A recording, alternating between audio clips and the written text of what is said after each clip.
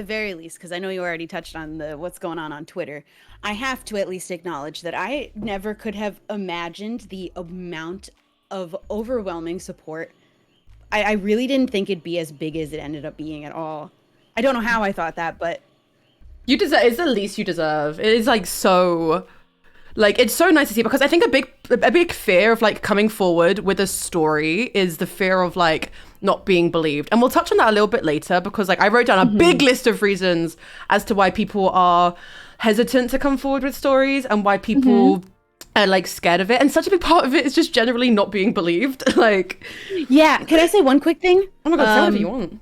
In everything that we're discussing today, I am not delving into the specifics of who I was talking about recently, but I am here, one, as a victim, actually of multiple people. Like, this is not the first time that I have been wronged before, so I'm here again to share my experiences, not just about one person, but also in support of you, every person that I know who has also been treated in ways that like we understand now and have experienced. Yes. It's so upsetting. This is not an expose by any means. I don't want people come in here being like, oh my God, there's going to be tea. I have a few hard-hitting facts, don't get me wrong. And like, I'm just going to say, will be biting my tongue. But yeah, I've written down a few points, because do you know what is like, things that we went through, I didn't realize how prevalent going through levels of abuse was. Like for so long, like when it happened, I didn't even realize it was something that happened to me for months and months and months after. It took me therapy and people like shaking me and yelling at me. Literally, that's the point I was at too. It was almost a full year later that I would even acknowledge it as being abuse. Right, and I feel like people love to use that as an excuse to be like, oh, you weren't like this a few months ago. And it's like, well, I didn't know. Hello? You know what pisses me off is when people are like, why'd you wait so long? Why'd you wait so... It takes that long to even... Because you love these people so much. And they take advantage. And the way that your brain chemistry works, like everything is so warped. It genuinely... For you to get out and be able to think clearly takes so much time. And then once you then have to rewrite everything you've ever thought about that person and go, okay, hey, every time there was rose-tinted glasses, every single freaking time, none of that was actually right. A lot of that was more me than it was them, as in the love came from the way you saw it rather than what it actually was. Like, it's crazy. And it's sad because it's a realization you do have to come to yourself, and then you feel like a bad person for you feel like you're villainizing them, and it's like, no, you're not, you're just seeing them for what they are. Yeah, because you'll second guess yourself, and it's not like we're unfamiliar with gaslighting either. And then every time you really do think, hey, I could never get gaslit again, I'm the pro at this. Literally, that's the problem. That's why I'm pissed off at myself the most for, because this does keep happening to me. But I am incredibly naive and trusting, and I try to come in with this wall up, but if a person gets a little crack in it, the whole thing comes tumbling down. I'm the exact same, which is sad. But like, I refuse to like believe, and I always say this, I was like, I refuse to let like how one person treated me affect how I love for the rest of my life. So in a way, I guess I guess I'd almost rather be overly trusting and then proven wrong than to let the actions of somebody else change the way I am forever. Yeah, I never want to believe that, because we blame ourselves enough already. Like we know where we went wrong and all the things that we could have done different to get ourselves out of the situation sooner. But one, it is not our fault. No, ever, never, never, ever. But I always say, never, ever. Trying to bring awareness to stuff like this, particularly so like for my specific like story within the content creator space, I literally always use the example of trying to stop stuff like this in the content creator space is like trying to stop pedophiles in Hollywood. Which might sound like a mad statement to make, but it's that sense of no. It feels like, because it is so big and it's so prevalent, and it's about people protecting these people who are doing these heinous things. Like, truly, I have heard of some vile behavior from people. Don't even get me started. But sometimes it did feel like, and for a long time, I think a lot of us kept our stories back because it was like, what difference can I make? If I'm 1 story, 2 stories, 3 stories out of like all of the people that are keeping it hidden, and part of the reasons why it isn't normal to be open about it, then how am I supposed to change that? It's like changing an age-old system. But and it makes me feel like we're doing something wrong by speaking up. Like, we're rocking the boat and there was peace before we said anything. But what about our peace? What about us? Exactly. And for a long time, I can't explain to you how long I felt thinking that I was crazy for even talking about my ex. I was so conditioned by them to think that if I talk about an ex relationship, if I hang out with any of our friends, if I even begin to talk about trauma, that's me being crazy and that's me being obsessed. But even now, even today before going live, I even questioned cancelling it and being like, people are going to think, for fuck's sake, here she goes again. I almost thought about canceling on you and just not getting him to come here. I mean, both mutually just like, because it's scary. No, it is. We're both literally scared. And there is, I'm genuinely fucking terrified. And even when I tweeted the other day, I ended it by being like, I'm tweeting off of my alt account because I'm scared of the people that will see it on my main and be like, oh, here she goes. But the people that would be like, oh, here she goes, are the people who know what's going on and are staying quiet about it. Yeah, it's just, those opinions are ones we shouldn't pay any mind to, because those are also people that do not know the truth as closely as we do, and the people that we care about the most do, and that matters more to me. But yeah, ever since, I don't know how you felt after doing your stream, but for me, after I did my video and seeing how many people, like the sheer number of people that messaged me being like, I've been through something similar, I've just realized that something that's happened to me is actually abuse, all of the things, I just became so passionate about raising awareness for it. Up. Yeah, literally, I was like, okay, get me going, because I'm very lucky where I'm in a position where I do not care for my ex anymore. And for a long time, I was getting like, even to this day, I have this thing where if he gets brought up, if my friends say, oh, I bumped into this person or anything like that, or mention him or make me think about that time in my life, I shake. I go like, my legs go really numb, like I feel like I'm gonna fall over, like all sorts. And I was like, why could this possibly be? And I was like, maybe I missed them, question mark? And then I realized, I was like, that's so fucking stupid. No, I don't. I could not care less about them now. But what they did and the trauma that they've left behind is so scarring. And for them to be able to have the audacity to be like, if you hang around on this, that's you being crazy and obsessive. I wish I could have just moved on and forgotten about it. Like, oh my God, I wish. Like, yeah. Must be nice. But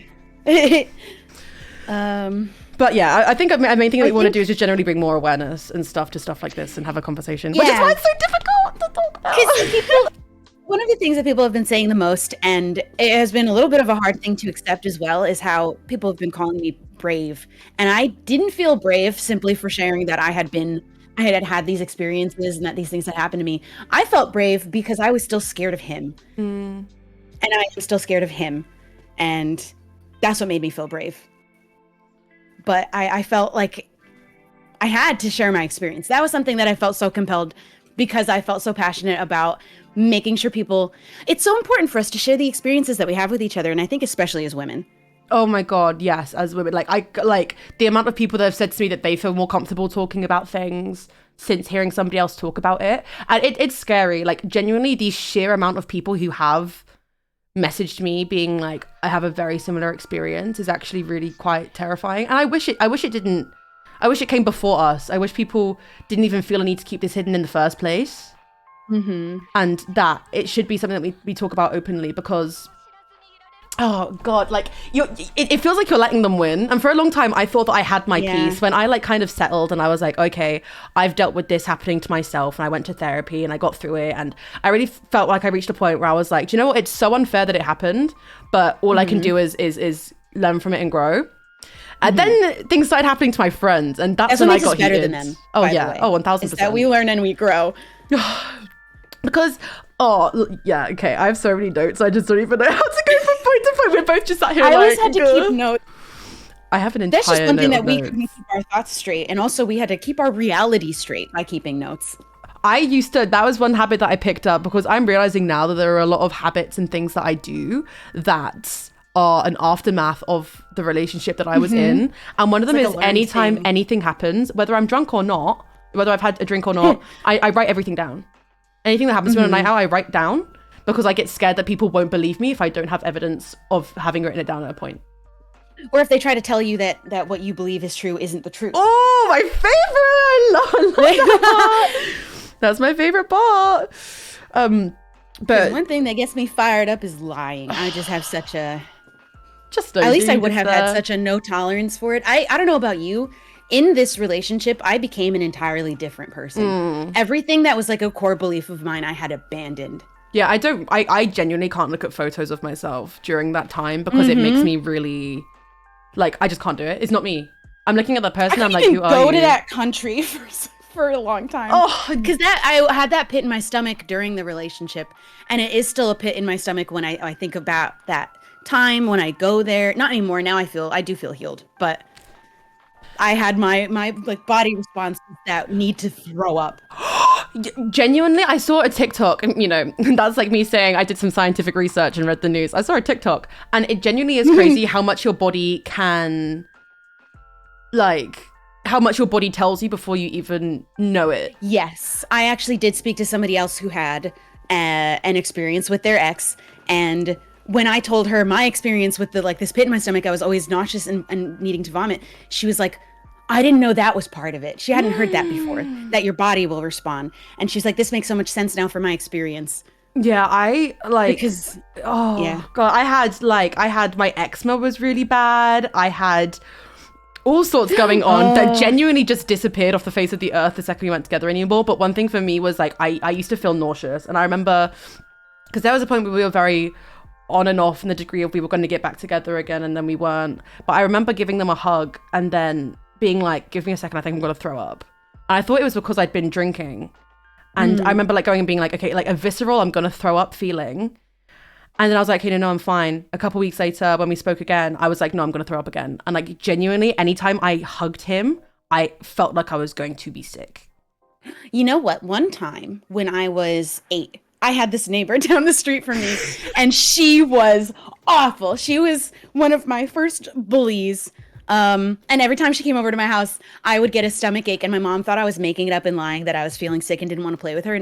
But I was genuinely sick every time she came near my house. That's so crazy. Thing. It's so real. It's like gut instinct, 1000%. It just takes a little second. Like you don't feel good when you're around them anymore. That's the thing. No, why have my ads running? I actually turned my ads off before I started stream today. I didn't even know how to do that when I did mine. Wait, is it monetization ads? But you know, if I have to get a little bit of ad money, it's okay. Where is it? Let me turn this off.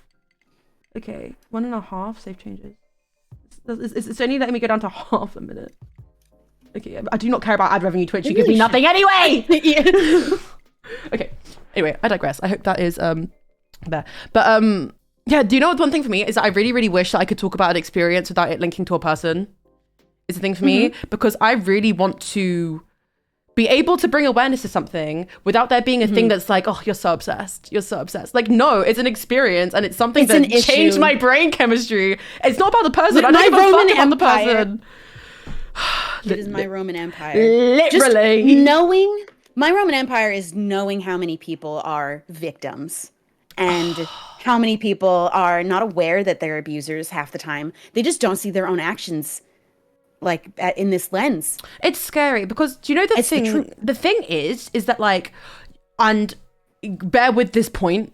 The latter half loops it background. As I've always been a big believer in change. I think that's why for a long reason I refused to accept the actions of the person who hurt me because I was like, no. Why did we stay so long if we thought they could? If we didn't think they could change, we thought they were going to change. Exactly, and I vividly remember them apologizing to me and being like, sorry that I had to learn this about myself by treating you this way. And I went, no, it's fine because I can sort myself out. I literally said, no, it's fine. Don't apologize because now that you know this, it's fine because I can like try and sort myself out, but you can sort yourself out as well. But it was fully like at my expense. But I always believe in change and that people can get better always, every time. But even if you were to change, you could disappear up into the mountains and come back a completely different person months later. You still need to be... You said come down as the Messiah. I thought that was so funny. I did say the Messiah when I did the voice note. But you have to be held accountable for what you did. And I always use the example of if you kill someone, but then disappear and then come back and you're a completely different person and you're like, whatever. That doesn't mean you didn't kill someone. Like you still... Do you not still have to deal with the consequences? And anybody who is a grown and changed person will accept the consequences. Exactly. And it's like... We don't see that happen often. Right? And it's like, if you didn't... And we've said this since the beginning of time. If you don't want to be known as a shitty person, don't do shitty things then. It's so plain and simple and easy. No. But that's why another reason... Some people actually think they can do whatever they want. And as long as they protect the image, because the image is... They think it's just as good as the truth, I think. And that's on narcissism. And that's why they lie. And that's on. Literally, that's another reason why people spend so long to come out with their stories. I know that was me, because I was like, if I do this and every time I talk about this more, I feel like I'm permanently painting this person as a bad person. And even like personally, between me and this person personally, I'm like, every time I talk about this, they're gonna know more and more what I think of them. And they're gonna hate that I'm making this public. But it's like, if you don't want your actions to be known by people, why would you act that way? Yeah, then don't act that way. You know what I mean? Jeez. Easy I win, want guys. people to think of me as a nice person when they meet me. So you know what I do? I'm nice to them when I meet them. You know what I mean? I'm like, wild concept. It's absolutely crazy. No, catch me at the next TwitchCon just pushing people into the bloody canal. For real, because you know what it ends up making me feel, and I know that it's not true, but it truly sometimes will feel like being nice isn't going to be enough, especially not in this certain space. It just feels like being a good person isn't enough. Yeah, that's the big thing I've dealt with recently, because like I said, I reached a point of real peace, and then recently, for the first time in my entire like healing process, I've been angry because I've realized how dirty I've been done, not just by the person at hand, but by so many times everyone, by like so many people. And like, and we just have to pick ourselves up and keep going. Keep letting these people try out dating us. And I don't want to make it all about men and women, but we can't deny that it is often an issue between men and women. 1000%. And what scares me... Oh, no. Finish your point, ma'am. No. No, you go. I had to read through my notes. I was going to say, my real Roman Empire, because we touched on it just a second ago, just to reiterate, is like the thought of how many people's backs are these people climbing over to finally become a decent human being? And why does it have to be at the cost of so much suffering of other people? The fact that I genuinely find it so twisted that I was so fine with being the way that I like being treated the way I was treated, as long as that person got better. Like, I was genuinely like, no, it's absolutely fine that you completely ruined my self-esteem, the way I perceive myself, the way I think others perceive me, so many aspects of my life, and left me with a lasting trauma. But that's fine, because as long as you guys can sort yourself out. And they didn't even! Yeah, and then they don't even. But it's the way that I thought maybe this is my purpose, is to be that person that helps people grow. And then maybe one of them will pick me in the end. And even if one person watching some of the stuff we talk about realizes that like that's their scenario and that's what they're involved in, then like that makes me happy, because I just refuse to kind of be quiet on the situation. Again, I don't care for exposing people. I don't care for making a scene. I care for bringing awareness to the situation. It's not an expose. Yeah. It's like actually advocating for something.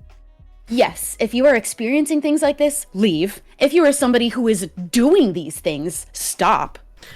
Yeah, I think go to therapy. Yes, please, for the love of God. But I think that isn't an answer to all problems. No, yeah, to be fair, I do believe I think everyone should go to therapy. I'm a big believer in that. I agree. But like sometimes you can't send a narcissist to therapy, because they will just lie. No, they will lie. They will. It's not even a might. They will. They have lied about, as far as my experience, they will lie about small things and big things. How can you ever trust anything? That's what makes me sad. Sometimes I recount things and I'm like, was any of that real? Like, was like even a single word? I really actually think no. And it kind of hurts me to think that, because I want to believe some of it was still. But I think my big thing at the moment has been how people are held accountable has been my big issue at the moment, because one thing that I wondered, like I was very aware when I shared my story that there were going to be people who acted like they didn't know that I said it. Because I knew that you know when you tell your story that all of your friends and all the people who know about your relationship will know who it's about. And I knew that there were going to be people that were their friend who would just act like I never said it, would never even like, it wasn't even like something that actually happened. And one of the big two questions I got from people was, oh, do you know if he's seen it? And also, why didn't you say his name? Those are the two questions that everybody asks. Like, how am I supposed to know if he saw it? In the end, I found out that he did, which is always funny. So hope you enjoyed that watch. But the big thing is, like, people are always like, why don't you say the name? Why don't you say the name? That's a big thing I saw on Twitter, was people being like... people were like, she would have if she wanted to. And that was actually pissing me off. Not even for my sake, but I was thinking about people, like, like just everyone who has experienced this, and it isn't as simple as they would if they just wanted to. No, like I literally wrote down an entire list of things. Number one, especially in like when you're posting something to Twitter or talking about it on social media, a fear of not being believed, point blank. You can talk about something and people can just be like, no, you're lying. I don't believe that.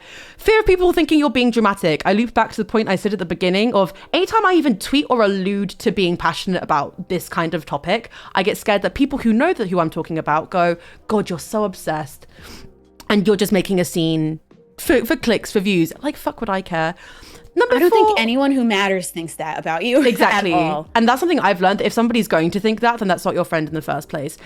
Next, a fear of exposing people who do still support them. That's always been my big thing, is that like, imagine if I were to say someone's name and then I'm immediately putting anyone who still associates with them under the bus. Mm-hmm. And that for me is like a guilt that I don't know, like, I don't know, you make your choices with the people you interact with. And if you choose to know that about someone and ignore it and not hold them accountable, then that's your choice. But I don't know, for me, that was something where I was like, I don't know if I can cope with that. My anxiety would just go through the fucking roof. No, I think that it's a big deal when somebody knows, like if they know that their friend abused their ex-partner, to then just continue a friendship and not at all have any expectation for them to change their behaviors, and just like there's no integrity in these friendships where like it is just, we will support you no matter what you do. That's just what bros do. Yeah, like that isn't how friendship is supposed to work. That isn't what friendship is supposed to be about. If I knew of one of my friends abusing somebody, I just knowing the people that have hurt my friends, I can't ever look at them the same. I can't. I literally said the same. I was like, I was trying to think, because luckily I have no friends who are, none of my like close friends are abusers. But I sat and thought, I was like, what if but you know what, that's so crazy. But it's funny how that happens. Right? But I sat and thought, I was like, genuinely, if my like best friend, if something came out about my best friend and it turned out that they had done something horrible, what the fuck would I do? And I was like, genuinely, my brain was like, I don't actually know. But you know, the number one thing I wouldn't do would be to point blank ignore it. Do you know what I would sure as hell do? Would hold them the fuck accountable and make sure that they're held accountable and make sure that they get things done. And do you know what? Is so crazy. In the time between me doing my video and the conversations I've had with some people, I've had some very lovely conversations with people where they've like said some very helpful things to me. When I first started going to abuse therapy, I was so conditioned into thinking that if I say anything about my ex, that it was obsessive behavior, that I just stopped. Mm-hmm. I didn't say anything. And I was in a therapy, and then I got referred to abuse therapy, and I didn't tell anyone, because I was like, if this person finds out that I've told anyone that I'm in abuse therapy, they're going to think I'm trying to ruin their life. So I didn't tell anyone. And then one night I was talking to somebody who was a mutual friend of both of ours, and I was like, they were asking how I was, and I was like, oh yeah, do you know what, things have actually been a bit rough at the moment. I'm actually in abuse therapy at the moment. And this person turned around and went, yeah, that figures. And just continued on with the... Excuse me? A friend of both of ours who'd known us whilst we were together, who had known us after. The day before I did my video, I was having a conversation with someone, and they were like, oh, I can't even remember how it came about. They like, I don't know if I can talk about the details before it without it being like alluding too heavily to who it was. But the conversation basically went where he was like defending my ex. And I was like, you do realize that I was in abuse therapy, right? I've been in abuse therapy. And this guy went, oh yeah, but like he's going through a hard time as well. And I was like, abuse therapy. And then he went, yeah, you guys just weren't meant to be together. It just wasn't supposed to. That's not an acceptable response to your friend abusing his partner. That is not acceptable. That is what pisses me off. And that's what baffles me, that I was told stuff like this for so long, and I always just went, okay, like people just don't have to do that. But now I think about it, and again, if it were my friend, I would not be able to sleep at night knowing that I wasn't holding them accountable and was continuing to platform and advocate for somebody who is capable of doing that. You are allowing them, not you, they're allowing them to stay in this position where they will continue to be able to hurt people as well.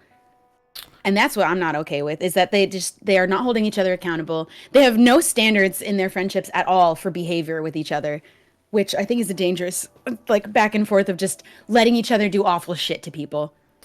It is. But you know what, actually, I do want to bring attention to something that you said to me one time. You had a really good quote. I'm pretty sure it's from BoJack Horseman. It's such a good quote. So I want anybody who's going through the same thing. This is my quote. Yeah, directly from Shelby's brain. But I go through a long phase where maybe just a pushover. But do you know what? I genuinely just will always try and see the best in people. And I sent a message to Shelby and Rihanna one night where I was like, do you know what? I really just don't believe that they ever meant to do what they did to me. I feel like they didn't realize, like, it was all like an accident. It wasn't intentional.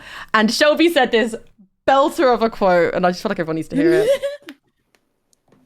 Wait, do you have it? I don't remember it. Fuck! Let me scroll and find it. Oh, am I supposed to have it? Oh shit! I thought you know off the top of your head. Oh dang, this is not very girl boss of us. What was it? God, we talk so much. We do talk too much. Wait, I would have said BoJack. You would. Oh yeah. Oh my god, you're such a Discord whiz. Was it in here? Oh, there's a line in BoJack. Ah, this is good actually. I'm glad I remembered it then, but I didn't now. Let me find the message that I sent, just so there's full. Oh, did I voice note? Okay. Wait. Oh, for fuck! Oh, we're bad at this. Okay, I go. Honestly, I do think he is a good person somewhere in there, and he's just so lost in mental illness that he refuses to resolve, which is why I didn't say his fucking name, because I want it to be a wake-up call. I don't understand how he always seems to hit a new goddamn low. Do you know what? I normally wouldn't say that on stream, but fuck it. Yeah, you heard it here first. And then, oh, Shelby said this, and it's so good. And I came in, I said, there's a line in BoJack Horseman where he asks, do you think I'm a good person deep down? And I don't remember who he asked, but they said, I don't think there is a deep down. I think you are what you do. And I think that's true.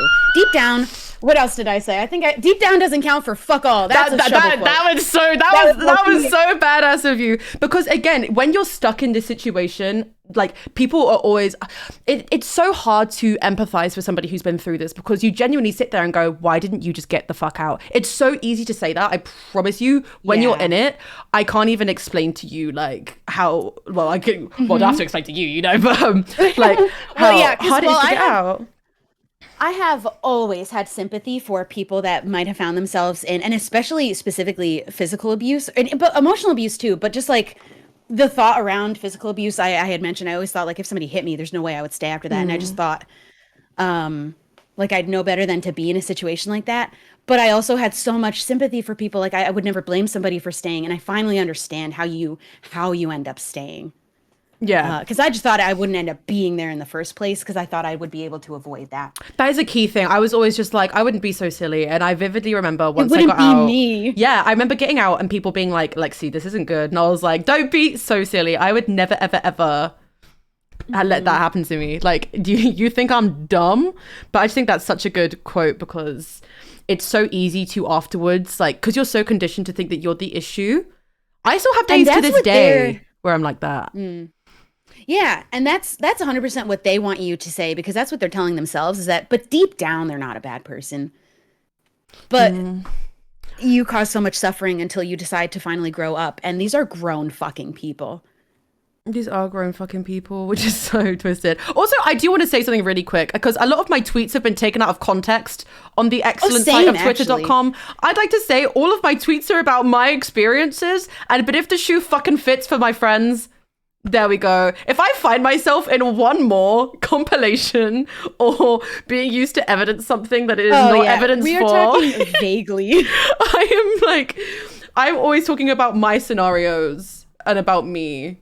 And like, let's not get I'm talking about other people's scenarios, but I just happen to have a lot of friends that have also shared their experiences with me. I feel so grateful they felt comfortable doing that with me. Yes, that makes me very happy. I remember us going out for coffee. Do you remember when we went out for coffee that one time when you were over here? And I think it was the first time, it was me, you, and Amesy. And it was the first time that I ever sat and like properly told the story, because it was around the same time that I first told Amesy. And you were like, I remember. You were like, wait a minute, cut the cameras. I actually felt bad because you were telling your story and I kept having to be like, wait, me too. I feel like I genuinely don't think I would have been able to have the strength to share half of the stuff I have if it wasn't for the girlies that I have around me. I think it's really sad to say, but that is actually a part of girlhood. And we have to share the way. And it's so twisted that like, it's like not glad we all went through this, but glad we all went through this so we have each other. We had each other. Yeah, because I genuinely don't know what I would have done. I mean, I actually don't think that there's a woman we know that hasn't had an experience. Which is so fucked Like, up. it's very fucked up. Oh god, I'm doing my notes out of order because my instinct keeps running in. But Yeah. another quick point that I do want to say in regards to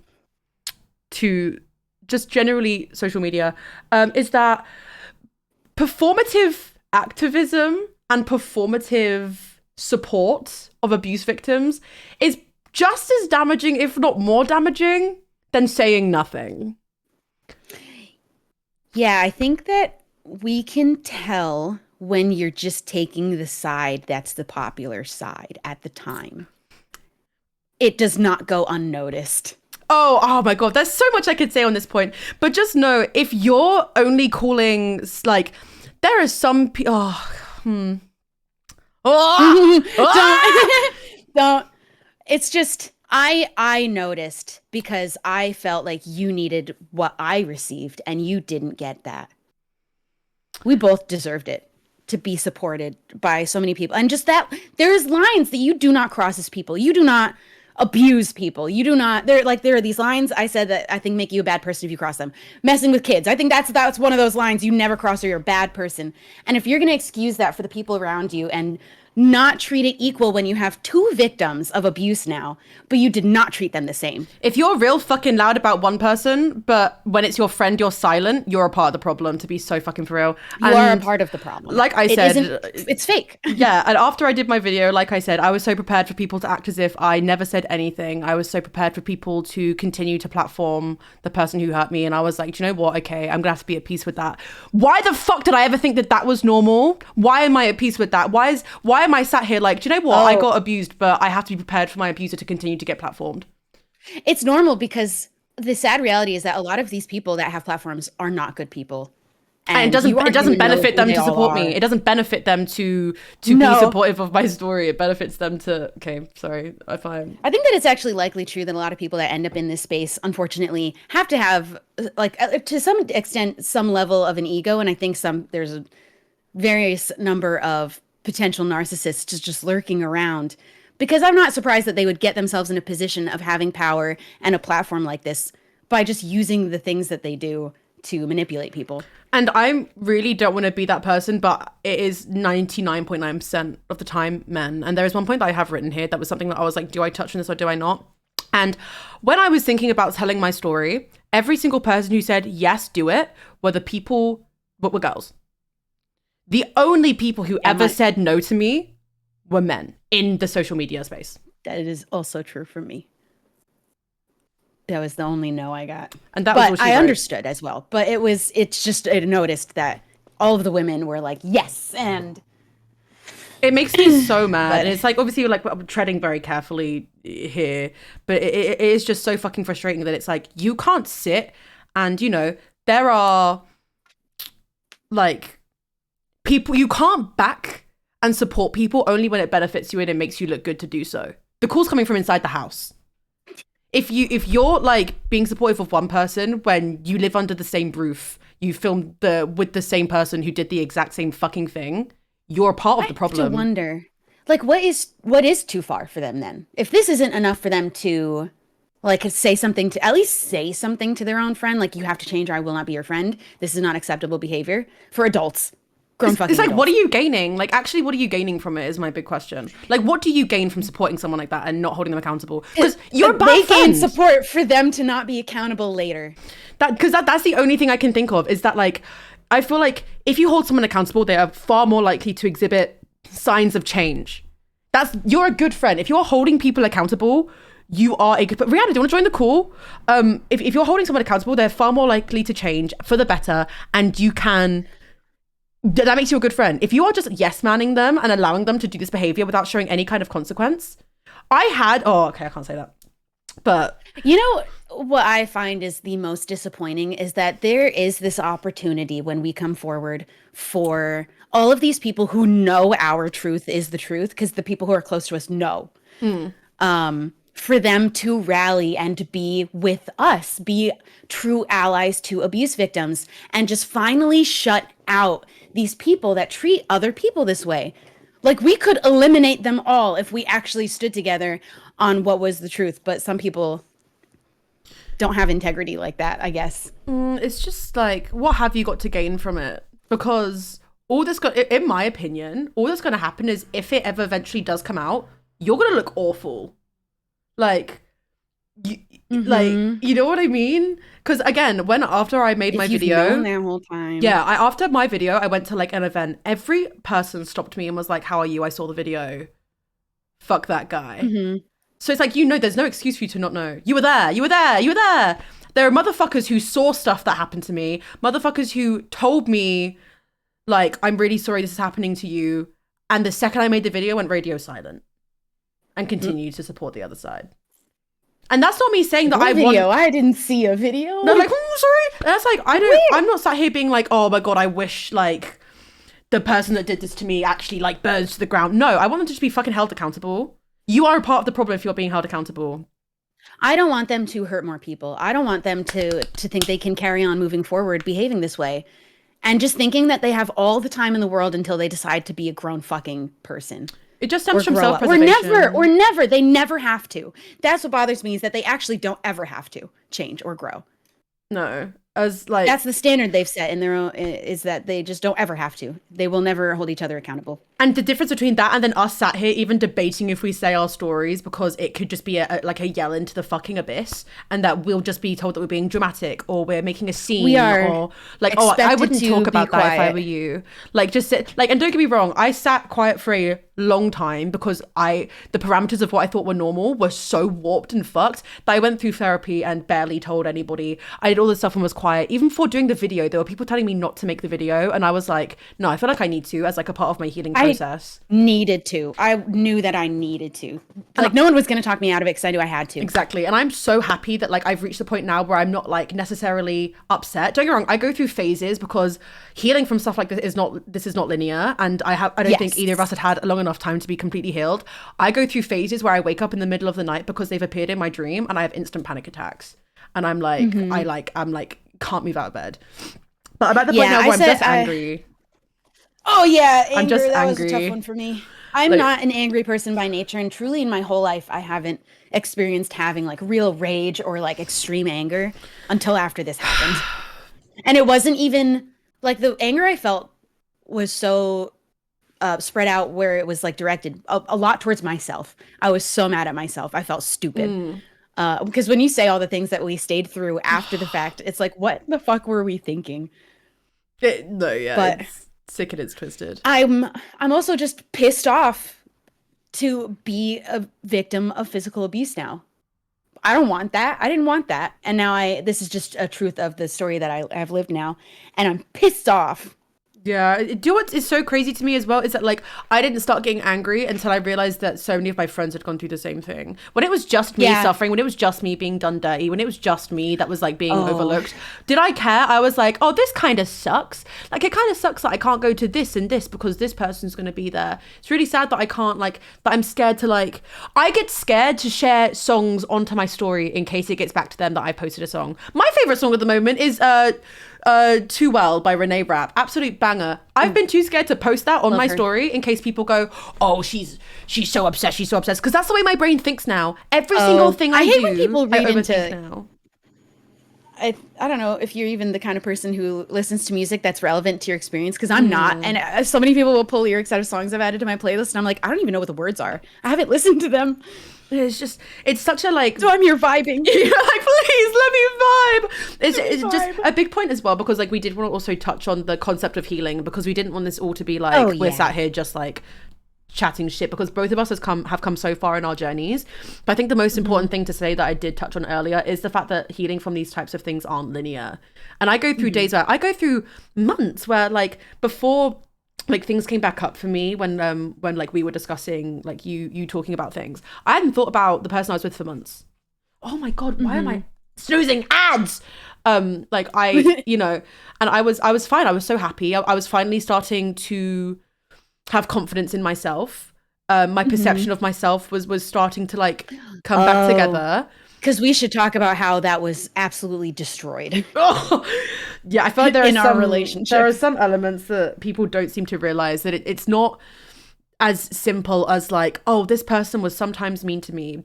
the way you perceive yourself No, and the if way it you was perceive just your that. relationships is actually like it absolutely crumbles. There are still things that there are ways that I don't do my makeup. There are clothes that I don't wear. That like there have been things that I haven't done to my Wow. hair because of things that I That's something I experienced in a different relationship, the controlling aspect. I wasn't allowed to wear tank tops online at all. I wasn't allowed to wear a bathing suit at the beach. what the fuck? Mine was, see, I'm lucky that mine was never Bro. controlling. I was just kind of told like, oh, see, I don't understand why girls do this, and it'd be something that I do, and I'd be like, and so I'd stop Oh, doing and that. that's on purpose. That shit's on purpose when it's something you do and they're like, I hate people who do this. Yeah. But like I still haven't done them since. And I remember my friend being like, I'm really sad that you don't do this and this anymore because it looked really good on you. And I was like, oh, I just don't find myself pretty when I do that now. And do I care do I care what the person I was with thinks about me now? No. But has that stayed with me? Yes. Yeah, that was something like my self-esteem had hit rock bottom because I was just going so many lengths of time without a kind thing being said to me at all. And just also outright mean things being said to me and just mean behavior towards me. Jesus Not fucking nice. Christ. Yeah, it's just like oh my God, just thinking about it all. Do you know what? I had to spend such a long time like after everything happened apologizing to some of my friends to be like, Me I am too. so sorry if it ever felt like I didn't care for our friendship, but I genuinely felt like you weren't my friend. Because after Oh, things ended, I was told by people like, why are you talking to this person? That's my friend. Why are you talking to this person? That's my friend. shit. Ah. Because what was it that you just said before that part? Because I had Oh. exactly oh yeah, I had to go around apologizing to friends because I had become a bad friend through the relationship. I think also that I was being put in the position that he was forming a wedge between me and my friends, like on purpose, trying to separate me, and I often just didn't leave the house. That was yeah, I went through stuff like that after where it I felt was like also legitimately locked in the house on occasion. Because I really want to mention that I was never given my own key, so if he left for days at a time, I could not leave. And I just was like, okay. Because for such a long time, he was supposed to make me a key and just didn't. And then like towards the end, I was like, I'll go and make my own key. But also, I was doing literally everything, so I was like, I really shouldn't have to go and make my own key. But I just sat in the house. I just didn't fight back about it at all anymore. I just stayed in the house. I didn't try to see my friends anymore. I didn't try to see people anymore. Or I'd have them come to see me, but I wouldn't leave. is that legal? What the fuck? It's like, because on one hand, I'll keep telling myself I could have just gone and made a key when he was there. And I could have, but why do I have to do everything? And I just already was being abused. So I had no fight, you know? I did not know that. I think that, yeah, you lose fight. Like, here's the thing. I am, like, I'm not an argumentative person. I always say I'm not argumentative, but I'm not a bitch. Like, if someone hypes me up or if somebody says something that I don't believe in, I will yap back. I'm my father's daughter. But I reached a point towards the end where I completely lost all fight. Yeah. And I instantly went from that trying to defend myself and trying to do anything. I went straight to the point of, Yes. I'm sorry, please, can we, like, please, please, please, please, please, please. That's the same exact, because I used to be such a, I'm an outspoken person. I'm pretty like stern about, and anytime there was a problem, I would immediately be like, hey, you said this or you did this. But I did just stop fighting it at a certain point. But I was always still trying to ask for things to stop in the nicest, kindest ways. And then he'd be Yeah. like, you're always attacking me. Meanwhile, I'm literally being treated with violence. I reached a point where I remember like I would be sat and my roommate would be in the room with me and I'd be crying, being like, what do I say? And she's like, what the fuck is like, what am I looking at? Like, how is this even an argument? This is like nasty. And like, I remember there would be points where I look back at some of the stuff that was said to me and some of the stuff that I was told, and I genuinely find it nuts. Like, I was outright told, like, I do not respect you.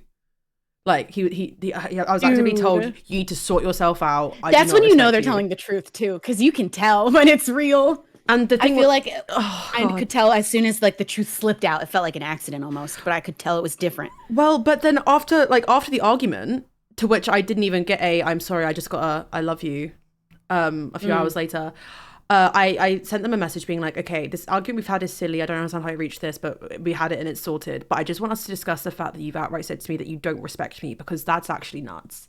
I didn't even say that's nuts. I was like, it really hurt me that you would say that. And the response to that was, God, I can't believe you're bringing this up again. Why are you always trying to start a fight? That's it. Like, why That's are you it. always trying You're to, the like... problem. You're not just being quiet and it's keeping scary the though, peace. because like I'm so glad that we are at this point now where we look back and we realize that it's wrong, because I can't even explain like how like brain numbing it must have been for my friends. I've literally got Rihanna in the chat, like how many conversations I had with Rihanna, how many times Rihanna went, can I read that text real quick, and was like, let me read this back to you, like listen to what the fuck is happening here. My poor fucking roommate, the amount of time that she would wake up and I'd be like, so this happened, and she'd be like, right, okay. Or I remember like one time she caught it on the Ring. We used to have a Ring doorbell. And one time she was like, I actually don't want to hear it. Like, actually do not talk to me because you've gone back again and I actually can't stand this. And it's like, it's painful because that's what you think is normal. And it's like, how do you reach such a level where you think that these kinds of things are normal? And I think it's just a hard thing to ever be able to like explain to somebody who's never been through it, and would be the most comforting thing for somebody who has been through it to hear, to be validated in saying that it's not normal. Because again, after it happened to me, I went to like a couple friends, and do you know what's so crazy? Is that the ones who were like trying to kind of like pushing it off and like being like, oh, it is what it is, Lexie, just get over it. All men, all friends of his. Every single one. Lexie, I think you just need to get over it. Like, you guys just weren't good for each other. Like, to the point where I thought that like I was on the same level as him. I don't like what I can't even speak. What is the goal in friendships like that, if not just so that they can all hurt people? It baffles me because like I am because I am just like, again, it leads me back to my point of, if my best friend turned out to be someone who was abusive, I don't think I'd be able to completely cut them off. I really don't think I would. But I would sure You'd at least have to start with, you have to change. Yes, that is not okay. Exactly. And I would be like, this is not good. Get your ass into therapy. I'm going to sit here and remind you every day. And if they don't show change actively, yes, exactly. Because that is someone who will not change. And that is not someone you should be friends with. And maybe I'm going to be a little bit outspoken with this one because it's very particular to obviously my situation. But 80% of the people that haven't spoken up about the person that I was with was because they had the exact same experience with him. Some people don't speak up because they're just as scared of them as you are. Repetitive behavior. Yeah. I don't understand how you can hear someone doing something to somebody else, see them doing it to multiple other people, and still continue to associate yourself. Yeah. And I don't know. I don't understand it. I could never, once I know that somebody has hurt somebody close to me, I can't think of them the same anymore. Because it takes a lot to be the kind of person to do these things. To be the kind of person to physically abuse or emotionally abuse another person. Holy shit. It's not something that comes to me but out of habit. It's not something that I go, oh, I'm going to do this now. Oh.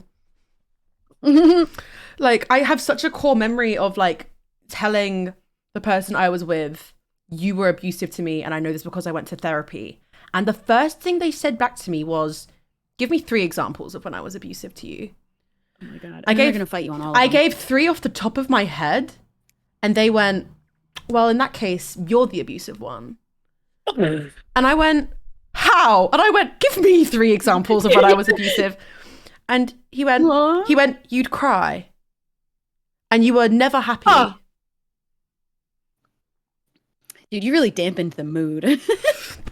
Oh, I'm so sorry that I cried when you said that you didn't respect me, or that I was too sad after my friend died, or that I was too much to cope with. Abuse is when you have feelings. Oh my God. Feelings upon me. How dare you? But it's scary because, again, I always say this as well. If I was after my relationship ended, so many people came to me, every single fucking person went, I'm so glad you're out of there. I'm so glad you're out of there. And part of me was like, dang, why didn't anybody say anything whilst I was in it? Because people were saying stuff like, genuinely, it was getting concerning. My best friend and my roommate towards the end were like, please get out of here. It reached a point where my brother was like, I'm going to drive and get you because I'm getting concerned about the condition that you're in. I was so ill. Yeah. It made me physically ill. And I've completely forgotten the point I was making because I just got so visceral into thinking how I felt during that time. Fuck, what was I saying? I forgot what I was saying. Oh, when I read chat and think at the same time, it's a bad combination. What was I saying? Oh, why didn't I say something before it ended? Okay, yeah, I got it. And then afterwards, all these people, my friends were like, I think it was a learning experience for you both kind of thing before they realized how bad it was. And I was like, why didn't any of these people say anything to me whilst I was in the relationship? And I realized that if they had, and a few of them had, I would not have believed them. I would have been like, no, you don't know my relationship. Oh, yeah. Please, can you leave it out? And it's so sad. I was lying to my friends to protect, because I knew that if I told them what was really going on and like the full truth of my situation, they would be like, Shelby, you can't stay in that anymore. You have to leave. I just stopped telling my friends stuff. I stopped. Yeah. Yeah. And people would ask, are you good? And I was like, yep. So good. So good. And then and then like you see all these things and you experience all these things just for afterwards have nobody see this person not get held accountable to any degree. And then for me to then see people be like, oh my God, I met so-and-so. Oh my God, I love so-and-so. And see them continue to be platformed.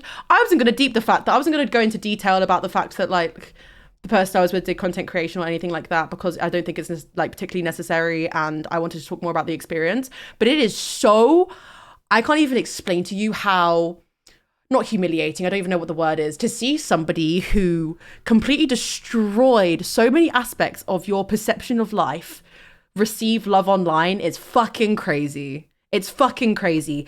Even more so when they're receiving exactly, and even more so when they're receiving love because people are giving them a platform who know what happened. Mm-hmm. I think that's my issue at the moment. I just don't understand how people sleep at night. But in regards to like actually like the signs of it, I know it might just seem like we're both just kind of throwing out things that happened to us and being like, oh, but this happened, because sometimes which is so valid as well. But sometimes it takes hearing that to go, oh shit, like literally what happened to Shelby and I. We went for coffee and I was saying stuff that happened and Shelby was going, oh, that actually sounds kind of similar to this. Wait a minute. It took, like, I didn't even tell the story about biting for maybe 7 or 8 months after the relationship, because I wasn't even thinking about it at all. You don't even question. You think it's normal. I didn't question it. I didn't even think at all about the fact I was being hurt. And I was like, just, that's normal. This is all fine. That was fine. It was just a bad relationship. But then I started like feeling like I just keep, I don't know what made me start thinking about it more later, but I just couldn't stop thinking about that specific situation. I was like, I'm going to start telling my friends and just see what they think about this thing. And that's when people were like, Shelby, you just described abuse. That's like escalation in physical harm.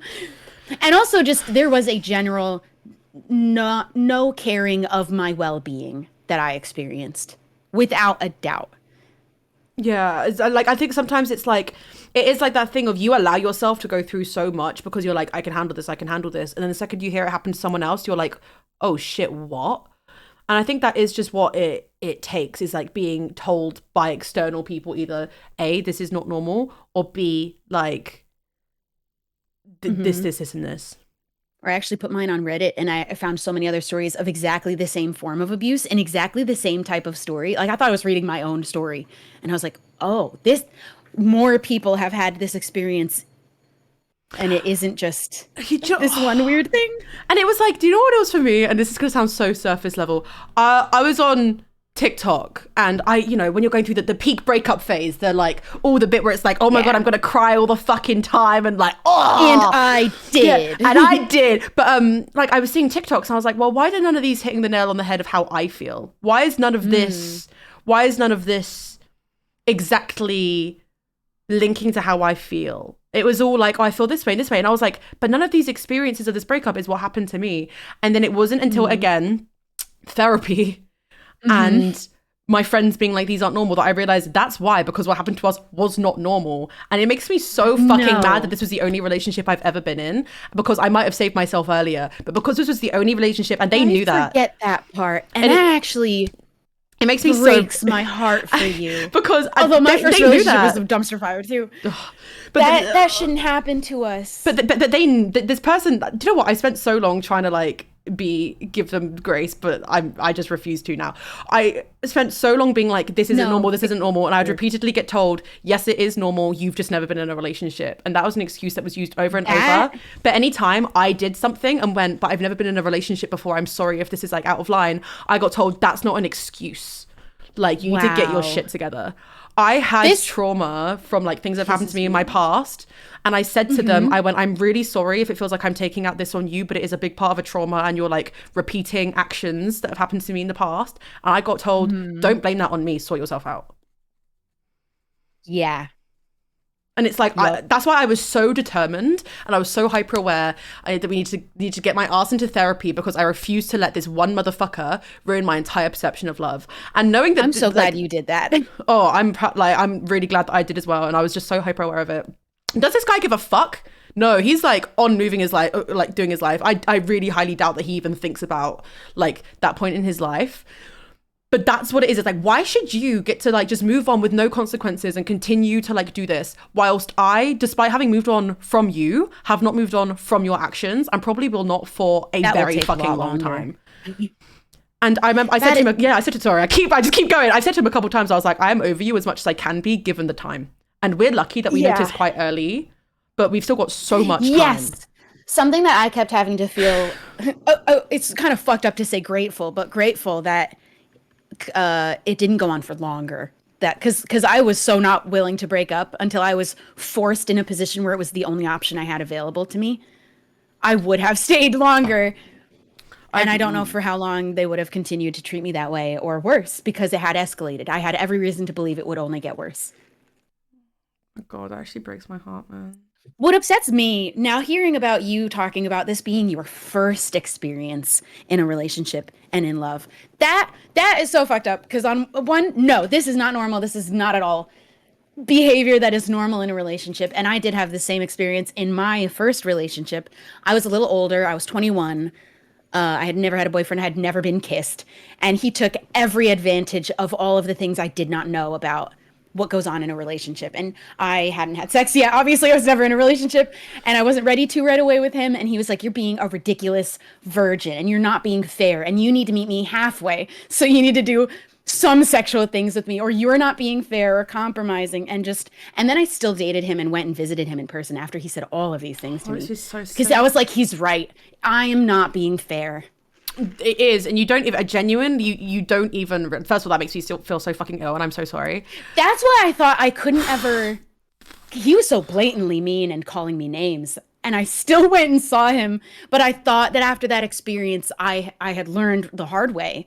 But I thought I had learned. It's crazy. But life is the way of giving you the same lesson twice sometimes. When you learn. You literally. It's not our fault though. And it's crazy. Like, just what you become used to becomes crazy. Like, I reached a point where I would do like my friends would message me being like, does this person always talk to you like this? And I'd be like, yeah, like, of course. Like, it's just our humor. It's just our banter. And then that was my cover story. And then one time we went on a date somewhere.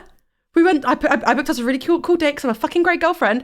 The guy who was running it, like, had to keep kind of being like, bro, shut up. Because he was being so, like, nasty to me in like a jokey way that even the guy running it was like, bro, you good? Like, you like that specifically, just really competitive. That experience bothers me because he was mean and treated me kind of like horribly but it was a joke. We'd be walking on the street and he'd push me into the street or push me into objects and then laugh. And you have to laugh too. Yeah. It's around people.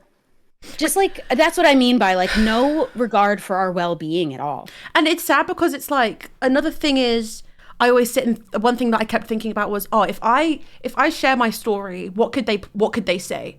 I'm like, is there anything that I've done? And they will lie. Because again, when you've been gaslit, you're like, okay, maybe I was the drama. Maybe I did do something. Maybe I like, maybe it was an accident every day. What have I done that they could possibly say, no, you did this? Like, if my ex had the nerve and the audacity to go, in that case, you were the abusive one, what could you possibly take as an example of that? And I want people to be aware there is a thing called reactive abuse as well, which is when you reach such a point that you do retaliate. And I've only learned that term recently, but in my video, because I did do a video talking about my story, for people who don't know about that, I used a fucking Olivia Rodrigo lyric, which is queen, like, which was like, we both, because the song Logical by Olivia Rodrigo broke my fucking heart when it first came out, because it was so like, and at the time The Grudge as well, but at the time Logical just actually broke my heart because every single word was exactly The first line, master manipulator. I haven't seen this song, so I was like, oh, okay, yeah, no, you're right. I remember because I was listening with Amy and Ran, and they were both just like, oh, I'm so sorry. And I was like, goo, goo, goo, goo, goo. Ouch, ouch. But we both drew blood, but those cuts were never equal. And I know for a fact that like, I would sometimes say stuff back because I just was so in a corner and so didn't know what to say that I would yell stuff back. And I remember one time, because there was one example that they would always use.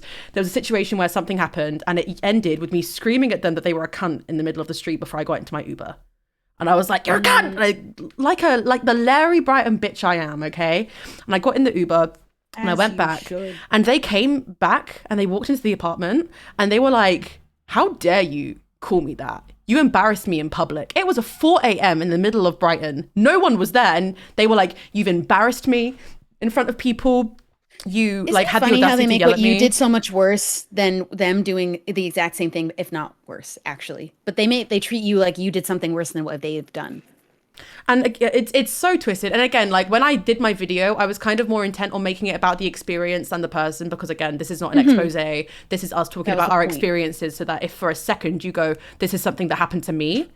Wait a minute. Yeah, like wait, but that's what we're going for. But then sometimes once you start unlocking one box, there's just a million others. And what's so sad is I only talk about things that I have evidence for. Like when I did my video, I only spoke about arguments or things that I had evidence for. And there are situations that I remembered recently that I'd forgotten about, because again, that's a lovely sign of trauma, is when you actively forget things that I will never be able to share because I don't have evidence. I learned that recently. That your memory after trauma, even specifically in a relationship, and it's part of CPTSD as well, you just have a worse short-term memory after the experience. I don't know that will ever be repaired. I have had the worst short-term memory, and I think even my stream, like seconds later, I forgot. My brain fog is so bad. My brain fog is so bad. It's really bad. And you know another thing I don't know that it'll ever be better. I don't know if that heals, and I'm kind of worried my memory is shit. And another thing that I do that people have noticed is that if I say something and someone goes, wait, what? I panic instantly. If I say something and somebody doesn't necessarily, like, I remember when I first started telling my friend about this, I started giving instant evidence and stuff. And he just went, whoa, Lexie, why do you think I don't believe you? He's like, why are you convinced that I'm not going to believe you? You just instantly gone into saying evidence. Because I was so used to like what I was saying not being taken at face value. And the one thing that wasn't exactly right would be the thing that they would pick on. Yeah. And I was so used to that I just like would instantly go, okay, but now I've got this and this and this. And I've written stuff down. I've got this and this and this. Because there's power in writing things down. Write down everything you feel. I was like Charles Dickens in my notes, like, believe me. But I think another thing as well that is like, I don't know if you suffer from this, but this was a big thing that I went through, and it's another big reason that I didn't really talk to any of my friends about what was going on, was that anytime something would happen, if he would react in front of me, if he'd do anything, because this was going from the beginning. We were red flags from the beginning, to the point where I was told from my friend, maybe give it till Christmas, and if you're still going like this, dump him. And I didn't, because at that point then my boundaries had kind of expanded, and I was like, oh no, I'm used to this now. This is just it's a new normal. If he'd ever storm away or do something in front of people, it would be my fault. And he'd go, you embarrassed me in front of these people. One of the first things I brought him to was a party in which he like stormed away from me and said something under his breath. And my friends were like, who the fuck is this guy? Like they were ready to throw hands. And he was like, you've embarrassed me in front of them from the get-go. I'm ready to throw hands. Yeah. And there was one night in particular. Why I oughta? Right? Like there was one night in particular where the argument, like, and this is again me being reactive, he was saying such stuff that I remember screaming at him to get out of my apartment. And then the second he had, I felt guilty, so I chased after him. 3 a.m, middle of winter in London. I was wearing a little Halloween fucking stupid dress, and I ran out after them, and we spoke in the streets. At 3 a.m, I was freezing my ass off. We had this entire conversation. My makeup was off my face, all this kind of stuff. Like, it was so bad.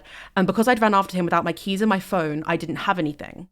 So I had to say to him, can you call my roommate, please? Luckily, she was awake because she heard what was going on and was scared. My roommate used to stay up in case she had to intervene because she was so scared of the way that they would yell at me. And so she wakes up and she like comes and lets us in. And we go into my room and we sit down, and he goes, great, she's going to hate me now. Thank you so much. Like, you've answered the door crying. Like, you've run out. Thanks. Like, good job. And that was such a consistent record of behavior that was part of the reason why I never told people about arguments we had, because I didn't want to make him look bad. It was even afterwards, even after stuff had happened, I hesitated making the video because I was like, I still cared about him to a degree. And I'm always going to want him to get better because it's clearly, like, to be at that level of narcissistic, there is mental illness involved in there. And I'm always going to want them to get better so they don't hurt more people in the future. Yeah. But I was so aware that by saying something and putting it on the internet, that is tangible evidence that you are a shitty person. And I was like, I don't want people to, like, still a part of me didn't want people to think of him that way. We're protecting them, but it doesn't matter because I made the video anyway, and then people still gave them a platform. So who the fuck? What's it gonna take? I digress. What is it gonna take for some, like, what? That is the question, because there are. Will they let each other kill people? Where is the line there for are you some that people, you think is unacceptable? People who face allegations, especially online, and everybody. It makes you think if there are people that face allegations and everybody like acts on it, are you acting on it because it makes you look good, or are you acting on it because you truly believe that it's... And they know in their heart of hearts which is the truth. And do you feel good? That's all I have to ask. Do you sleep at night? Do you sleep at night doing that? Ooh, but I digress. I do think that these people are like riddled with guilt. If we're talking about deep down, I think that's what's really in there. See, that's is like suffering from guilt and trying to avoid it and lie. And I believe that they believe their own lies often too. They've like warped this reality that they're almost like, it's almost as good as the truth. This is the reality now. Oh, 1000%. A big thing for me was that, like, so after my relationship ended, I had 8 months of, might be sounding dramatic, I can genuinely only call it torment, where I genuinely think that this person had convinced themselves and everyone that I was crazy. Because I would go on nights out and their friends would be coming over to me saying stuff about me leaving, about me, why have you turned up? And like, these people have since apologized to me. They turn up and be like, why are you here? You should leave. It's not fair that you're here right now. And they'd come over and be like, and say, for example, my ex would leave. They'd all come over to me and be like, oh, he's gone, by the way, now. He's left now. As if I would go and run after him. I was just, there were nights out, and I went out with 3 different groups of people on 3 different occasions. So I have 3 different groups of people who have seen it, where I had strangers coming over to me being like, I'm so sorry. This guy's like going around telling everyone that you're crazy and that you're like obsessed with him. So telling people that thought that was true. Told people I begged him to sleep with me, which by the way can have some real serious fucking implications. Telling people that can actually make me look really quite bad. And it isn't the truth. Like, I got to the point where I stopped leaving the house because anytime I'd try and go out and like, or I stopped going out in Brighton because anytime I'd go somewhere, I'd bump into them or somebody who would say something. And I to this day, I had people apologize because they were like, I didn't realize what was going on. I only knew one half of the story. And that to me is just a Freudian slip of you saying you got told something completely different. You got told that I was crazy. And they never hear us out. Like, there's a really big part of my story that I actually can't talk about because it involves other people, and like, I only want to talk about things that I A, have evidence for, and B, have the perms for. And it's sad because this guy has done things to people after me, and like they've stuck around. I was exactly the same. I was careful to, like, I wanted to stick to the facts that people witnessed and things that like could not be denied, but probably will end up trying to deny.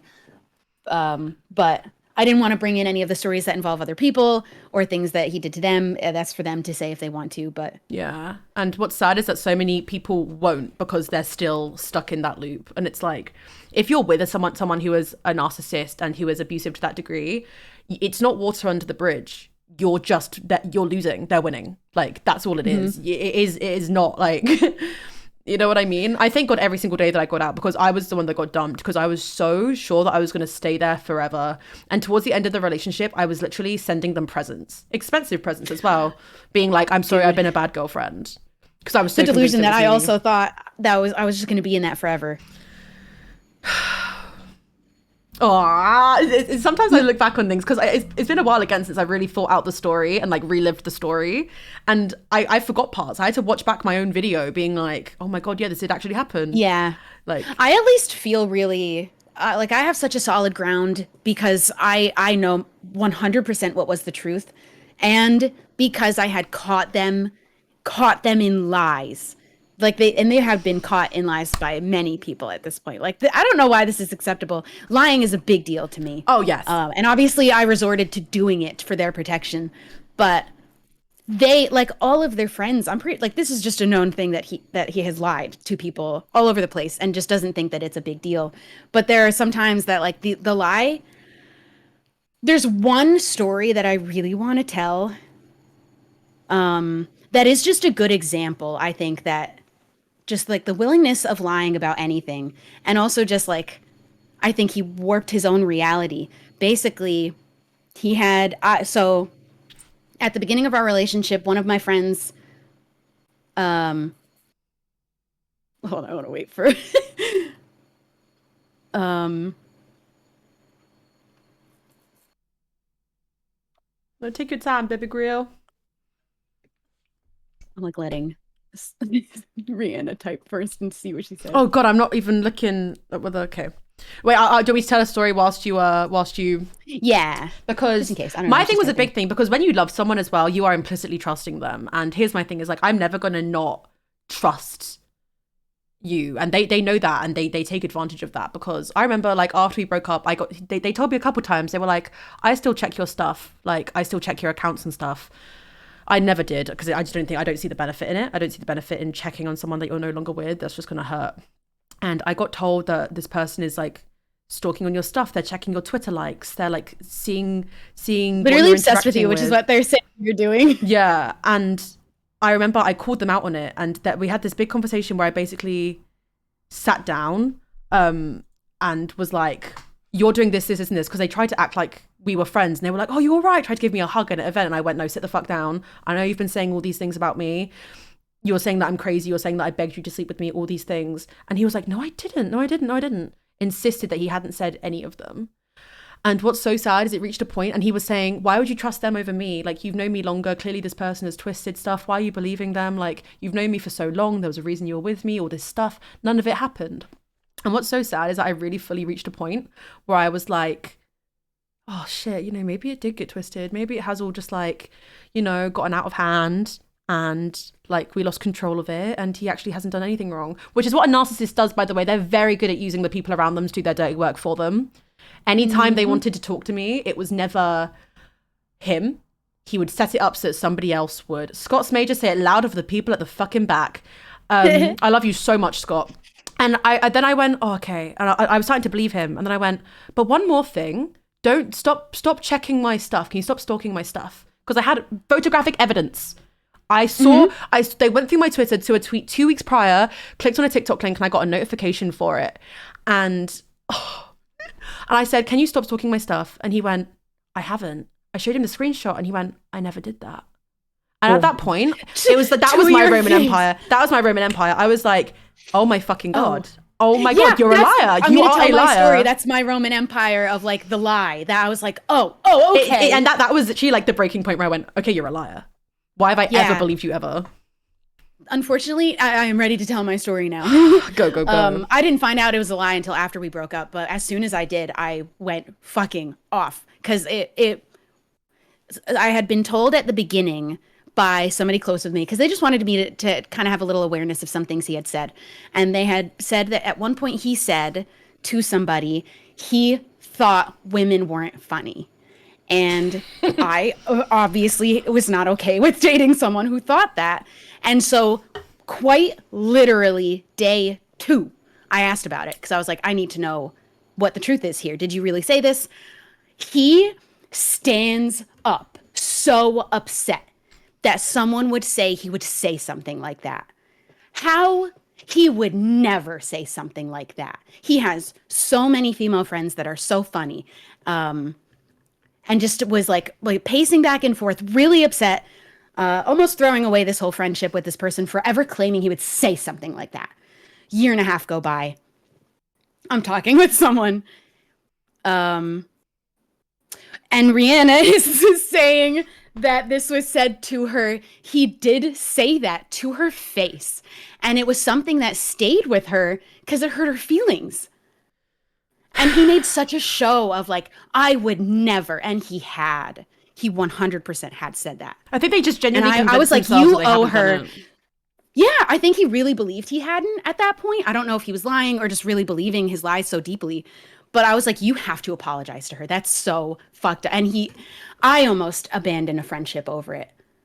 But I do believe that was part of the like driving a wedge away from me and the people that knew a little too much of things that were true about him. And I don't even believe that he said that to you, Rihanna. I don't even think that he believed that was true. I think he just says things that are true and aren't true all over the place to get reactions, to make people feel a certain way, to make people feel bad. I truly believe he's doing things to make people feel bad on purpose. I don't think that they do that by accident at all. It's because these are people that we get so close with them. They learn things about us. They know what hurts us.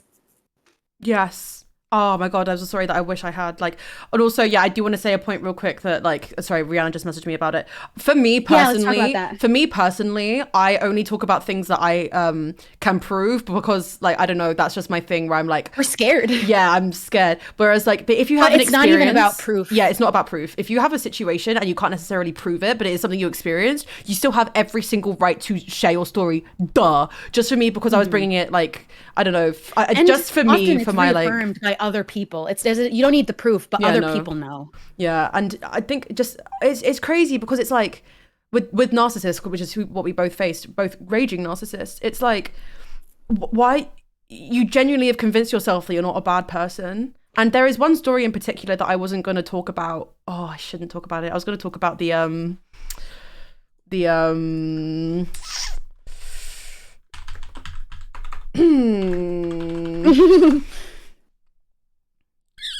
yeah, also that was very busy slow. Yeah, but it's just there are situations that happen where they set it up so that they look like a good person.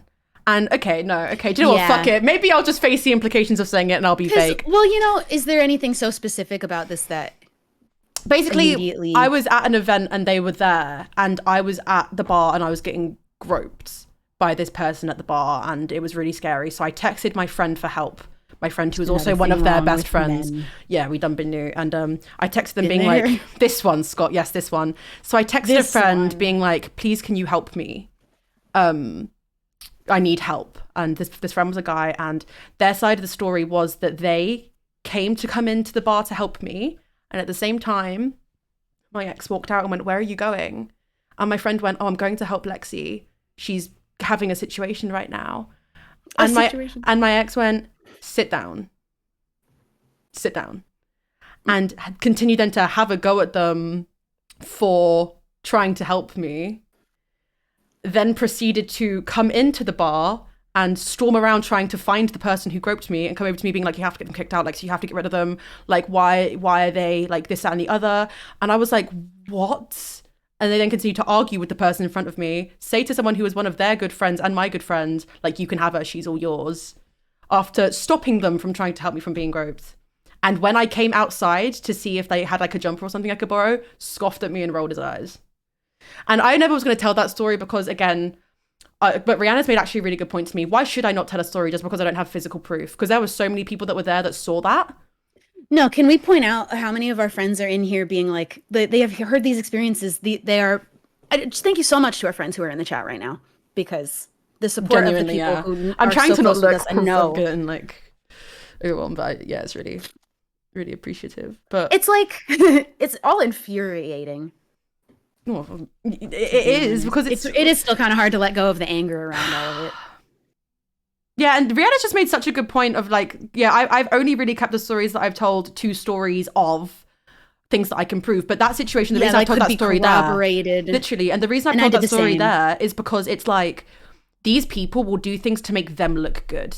They will actively put you in harm's way, because that's what it is. Again, not to sound up myself or to sound like I'm such a victim, but I was actively put in harm's way. You literally are. What if I hadn't have gotten myself out of that situation? What if I was still there and I was in harm's way because you told someone to not help me so that you could try and help me yourself and look like the good person? Tried to fucking white knight it so that you look good.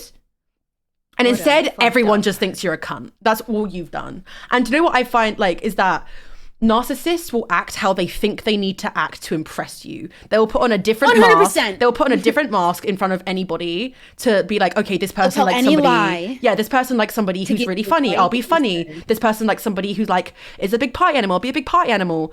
How are you supposed to like And that's another big thing where I wasn't gonna like ever say their name, besides like obviously there are legal implications that can come from that. You're not about to, right? It's imagine I'm like da, da, da! But it's because if you take a narcissist and you leave them with the fact that they don't know how to act in front of people now, everybody knows, like, you have to sit there and think, who here knows what I've done and how do I need to act in order to impress them? And that will drive a narcissist insane until the end of time. Biggest priority is your health, happiness, and safety. Oh, Scott's Major is the love of my fucking life. Scott's Major is the best boyfriend I have ever had. Genuinely, like, Scott's Major is my favorite boyfriend ever. I just want to reiterate that again. I genuinely don't know what I would have done if it wasn't for some of the people who actually helped me validate my experiences. Because again, there were people that I went to where I'd say my story and they'd be like, Lex, this is just your first relationship. Like, it's just post-relationship. I hate like, that for you. I wish that I knew you sooner. Yeah. Because I would have shaken you. But also, I don't know about you. I might not have listened to anybody, even if I did tell the truth. Yeah. If I was willing to lie for them, I wasn't willing to hear. Like, I just wasn't ready to face it or see it that way at all. Honestly. I couldn't believe they would do that. Scott's Major should honestly invoice me, because his couch was like my therapist couch for like before I got a therapist. The amount of times I've cried in Scott's Major's house is actually crazy. It's Scott's actually Major crazy. cuddled me in his bed, and it was the most wonderful time of my life to be held by Scott. I think it reached a point where Scott actually positioned tissues next to the sofa for when I was coming around, because he just knew. If you need to invoice you, no, please don't invoice. I wish I could invoice. Wish I could invoice the person that put me into therapy. God, that would have been great. Pillow. Oh yeah, sorry about that. And so I was like picking the feathers out of his pillow because I didn't know where to look whilst I was talking. Yeah. I'm somebody that, like, I'm not a big physical touch person for anyone outside of my, like, partner normally. Like, there's a limit for me. I'm not very touchy. Yeah. Scott's Major is somebody who is allowed to hold my hand whenever he wants to, and I will hold his hand whenever I want to, and he may kiss me on the cheek. I genuinely adore that man. But it's like there are so many times where, because I was so used to having people hear my story and then continue to associate, or hear my story and then continue to give a platform, or hear my story and kind of be like, okay, and then continue about their day as if like I'd never said it, that when I met people like, and I'm going to name people like Scott, people like Amesy, people like, I could name so many people. Yes. People who, when they heard about it, suddenly went, oh, fuck that guy. I don't want anything to do with them. Unacceptable. And do you know what's crazy is that when that started happening, I went, fuck. Because I was like, oh no, I've made him. Been met with that before. I went, I've made him look bad. People are going to stop talking to them and I'm going to get the blame for it. And you are the problem, not their own actions. And that's what I was so used to it just not being validated that when it eventually did, I was like, oh, is this how people are supposed to act? Are people supposed to be like, that's not right? And I do think they count on us not knowing what is acceptable. They count and like pushing that boundary. They rely on the echo chamber that they've put you in. They rely on that entirely. We're 100% relying on us being fucking quiet. I think. Yes. And I thought of myself as a weak person throughout the relationship because I got so much smaller and smaller and smaller over time. I do think that you even said he lost respect for you. I think that's true. They do, because you're staying. And I just can't see how they don't look at you as like less for that. For me as well, I think it was a thing where I was about to say, is this too harsh? No, the person I was with was extremely insecure. That's, which I first of all really the deep-rooted issue. Yeah, and that also is an issue that is found in just generally surface level content creators, because, you know, you go from being like an absolute nobody and then all of a sudden you've got like all this following and people and you're like, am I worthy of this? Imposter syndrome, like all these things are levels of insecurity. Mm-hmm. And I remember when I first I have an opinion about that. Yeah, but I remember just at first all of his friends and he was like, you're one of the most beautiful people I've ever been with. I don't know what to do with myself. And I remember when I first started figuring stuff out, I went back on the text and I would apologize and he'd go, no, you don't need to apologize, this is me, like this is genuinely me being insecure. Chance to be a fine thing for him to say that towards the end. And as our relationship progressed, he slowly started to push that insecurity onto me, making comments that weren't direct, like I said earlier, not controlling comments, but things like, oh, I preferred your hair and it was like this. I don't understand why girls do their makeup like this, that, and the other.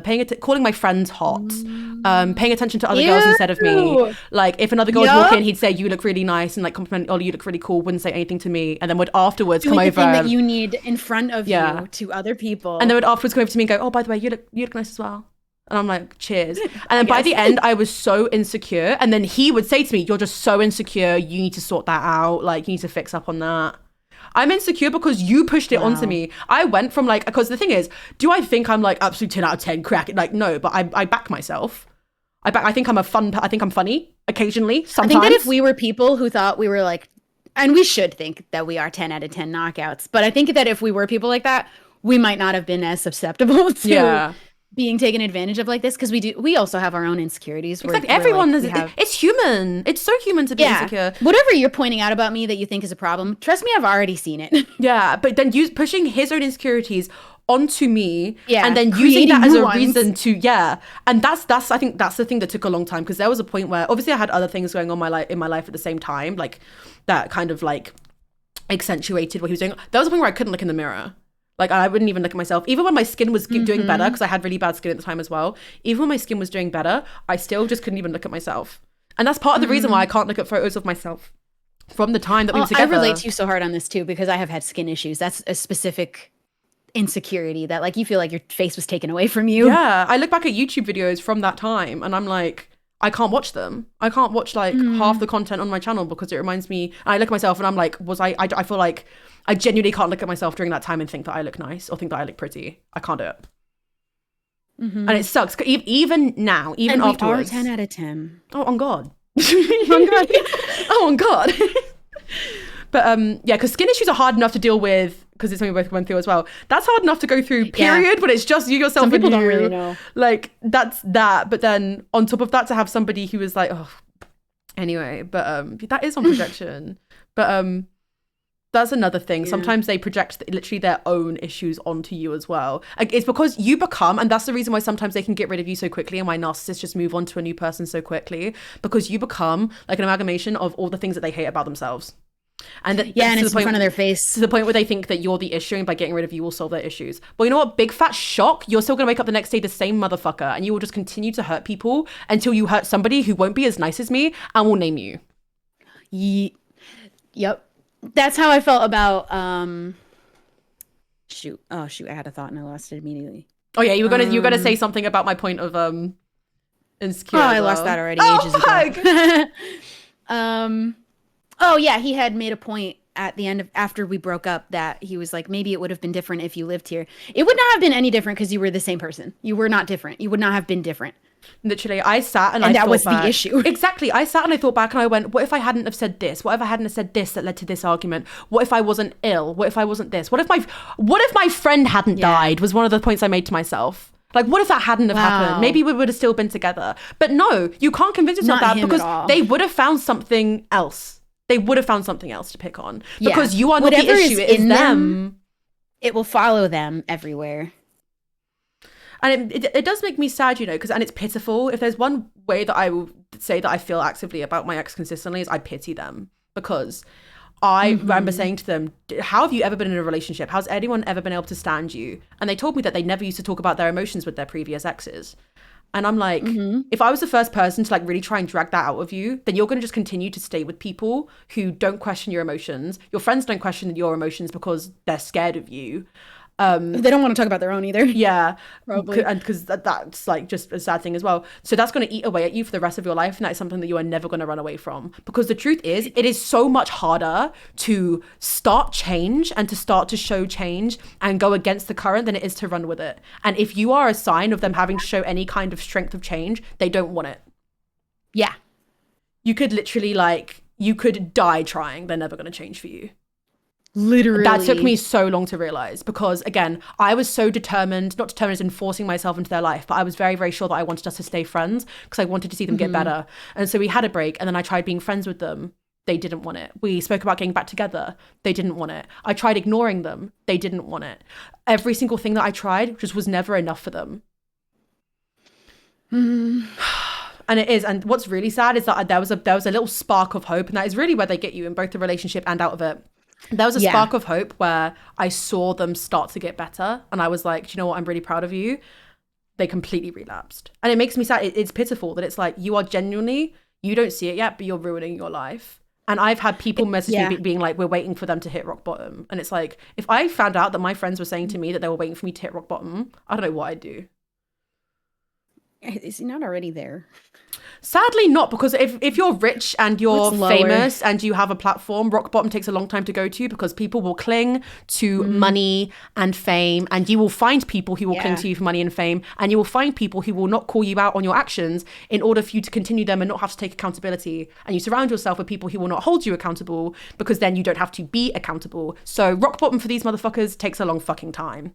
One day again, they can avoid it. One day you'll just cross the wrong person who will just say your name. You will. And I didn't and a lot of people have said to me, maybe one day in a few years he'll realize what he did and he'll apologize to you. I don't even around for that. I'm also of the opinion, I saw TikTok recently. I am on TikTok too much, but I saw TikTok recently. I made a very good point, and I agree with it. I almost reposted it. I will never forgive this person. I do not believe that means I'm holding on to anything, or that I will not be able to be fully healed. I do not believe it is a requirement for moving forward. I have not forgiven people before, and I have found peace. And I will never have forgiveness for this person. I tried very hard to apologize. I tried so hard to give them. And again, I said this in my video. I certainly tried. I tried so fucking hard, to the point that when they gave me this half-assed apology, I did go, it's okay. It's okay. No, I don't know if they know this, but I've fully retracted that apology, because you don't, an apology like that, and the apology isn't words, the apology is the actions. Never do that to another fucking person again. And even then you still did that to me, and I will hold you accountable for that until the day you die. On God. But you don't have to forgive, you don't have to forget, move on. Yes, exactly. And that's what makes me mad, that us talking about this type of thing is again a fear of you're so hung up on this, you're so this, that, and the other. Again, I can give a flying fuck about what my ex is up to right now, because I know that they don't care. Why should that be a reason for me to not tell my story? Because you're scared. And do you know why? The people that say to you, sorry, I'm getting heated now, and I'm getting fucking heated now. The people that will say to you, yeah, no, I wouldn't say that if I were you. I wouldn't take that to the internet if I were you. Are the same motherfuckers who are going to look bad when they get held accountable. These are the same people that are relying on you not doing that in order to keep their careers going. It's because if all of us were to talk, everything would come crumbling down. They don't want one of us to start, because we all will. And I would love to see everyone speak out about their experiences. I would be so on all these girls' sides of so many stories I have heard. And I know that it's true. It's almost laughable. It's almost laughable. Literally, me in my stream was laughing because I have to laugh. It's so ridiculous, some of the things you say out loud. Yeah, and I'm just so baffled at the fact that for so long I was like, okay, I won't talk about it, because I don't want, once again, people to be like, because you know what's crazy, Shelby? I have a very core memory of us.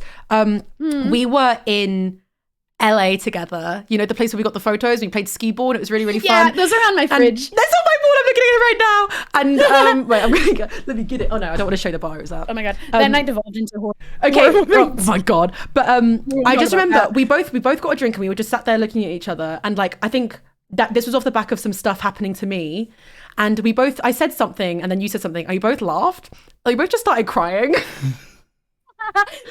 I remember it so literally, we were both like, haha, isn't this really silly? And we both just looked at each other, and then I just saw you cry, and then I started crying, and we were like, I cry really easily. You know what? I cry? The thing that hit me the most in my own stream was as soon as I started to talk about my friends, I was like, I can't hold it together anymore. I cried like a baby watching your stream. Because I was going to take it.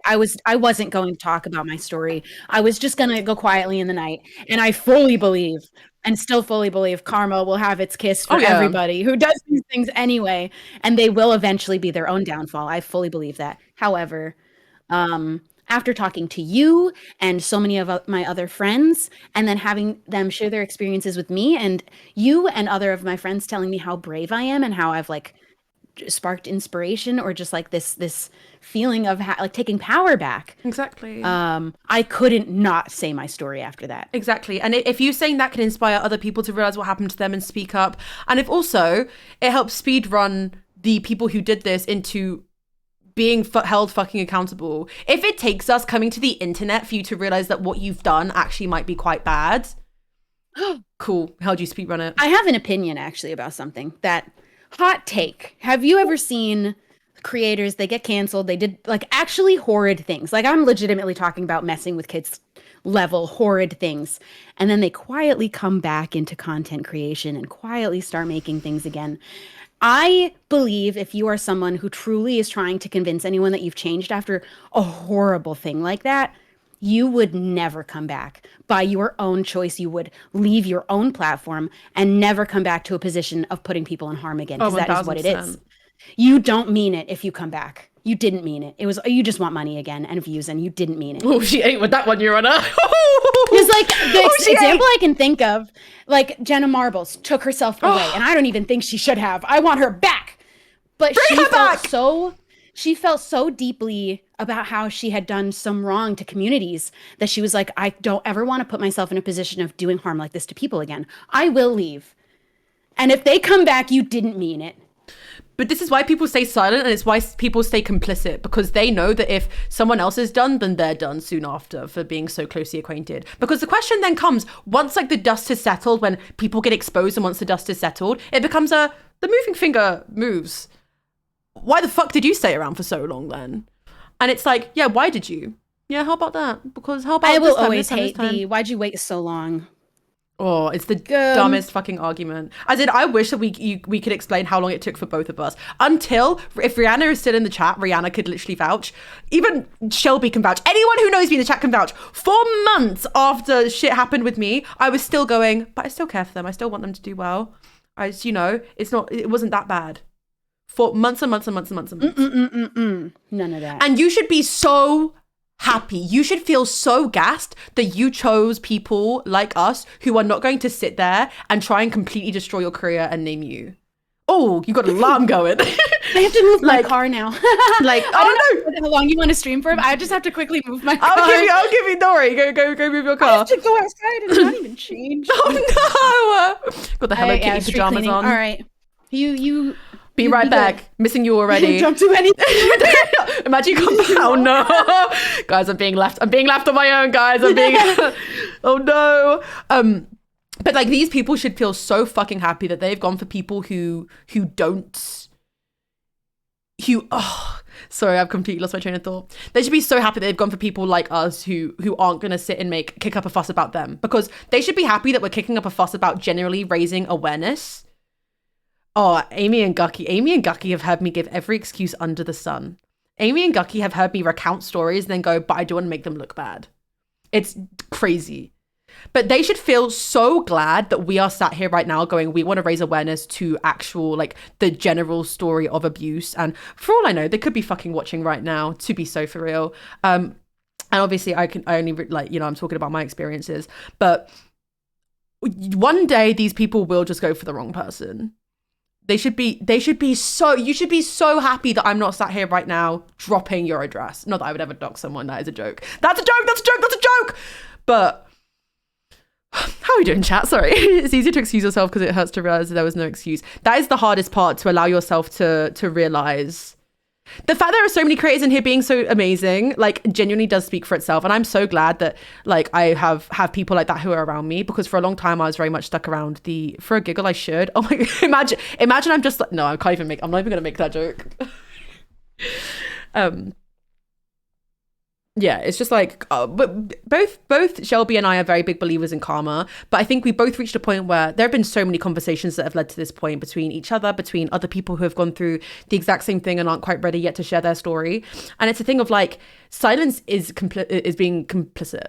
It really, truly is. And to the people who are watching this, because I know that when I released my video, people were like, oh, drama, or people were watching it to see what was said, to know, like, that kind of thing. If you're watching this and you know that you are one of the people who has been complicit, who let me suffer for longer than I should have, and has not been holding people accountable, it took me a long time, because I don't like the concept of people, not liking me. I don't want to ruin friendships. I don't want to, make a fuss or cause a scene, because there is within the social media industry, there is a kind of like precedent of just kind of suffering in silence and just going about our day and staying quiet. And the anxiety of talking about any of this, now that I'm here, I feel fine. But I know the second I end this stream, I'm going to be like, fuck, Why did I say half of that? And the reason I'm anxious about saying half of that is because I know a large majority of the people that I'm friends with have been silent and complicit and are going to watch this and think I'm calling them out. And if you're one of those people where you're sat there going, is she talking about me right now? If that's a thought that's going through your head and if the shoe fits, you were a part of the problem. There was such a long time where I was genuinely sat there questioning if I was the issue, if what happened to me actually fucking happened. And just because it was your mates does not mean it did not happen. And that makes me so fucking mad that for so long I had people telling me, nah, it's just a normal breakup. Oh, this, that, and the other, defending because it was their mate. Where's this energy for? Because God knows there are other big content creators who have faced allegations, who have like, you know, got massive momentum behind them. But the second it's your mate, it's radio silence. Let's think about that. Let's talk about that just for a second. And I would also like to say a big thank you to the creators who weren't even necessarily friends with me, but I know there were a few people who have never said this explicitly to me, but that I know after watching my video and seeing what happened took a step away from the person who hurt me. And stuff like that, again, I still feel guilty for because I'm like, fuck, this person thinks I'm ruining their life when all I did was share my story. But I am very, very grateful for it. Anytime somebody messages me and is like, yeah, I've stopped interacting with this person because I just don't agree, that really, really touches me and I really do appreciate it because that was never my intention.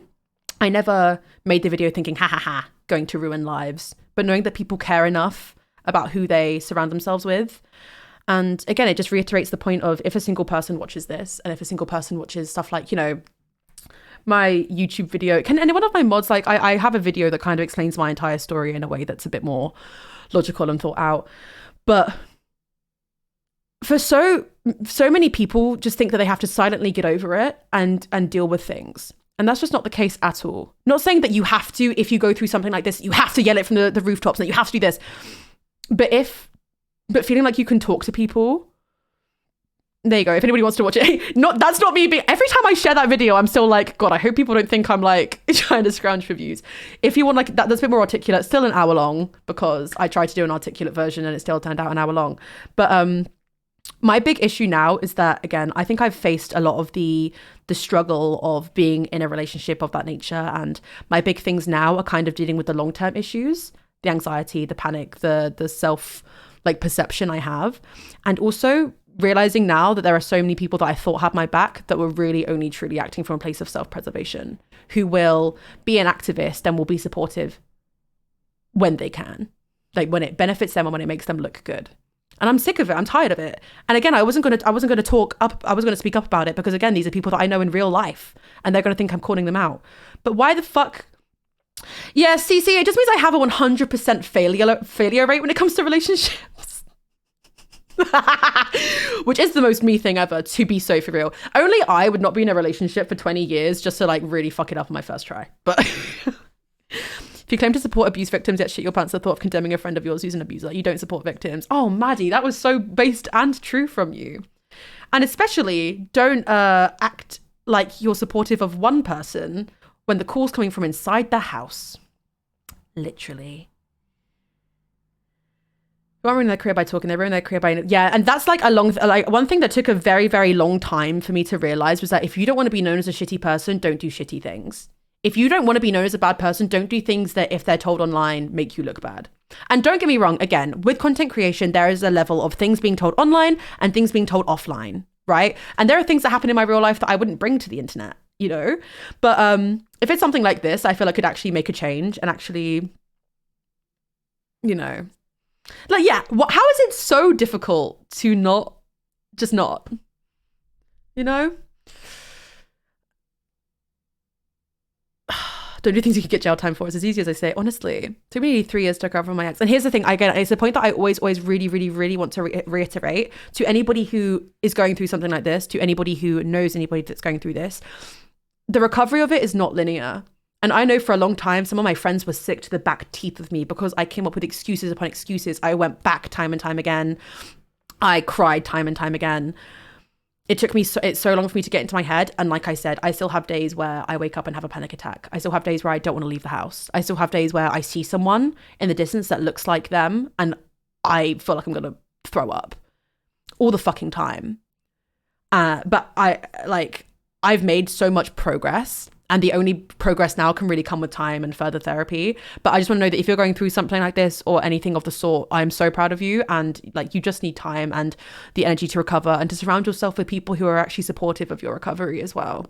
Because again, I genuinely don't know what I would have done after, like, if it wasn't for people like Scott, Amy, Shelby. I would have gone insane, genuinely. Because that's like, I was so convinced that I was the drama. I'm just so ridiculously proud of every single one of you. And I really hope, again, I keep repeating my points, that if even one of you hear this and you're like, wow, this is something that happened to me, that'll make me happy, because we don't need to just sit and, you know, I say the word bitch colloquially. We have no reason to just sit and just say stuff. You know, we're healing the best we can. We're saying this in hopes that it will help people because we're passionate about bringing awareness to it. It's about supporting victims. Yeah, I'm just going to say it. In regards to like Shelby's story as well, there's a whole lot of radio silence from a lot of people. And it does lead the question of why are you being so quiet, huh? Yeah, I'm very, very grateful for all the love today as well. I'm very like, sorry, I know that I don't normally like do this kind of stuff. Sorry. Oh, did I say something a little bit too close to the sun? Girl boss a little bit too close to the sun. What can I say? I'm bored of it. But I'm genuinely very glad that I think Shelby may have parked her car in a different state. I don't know what to say.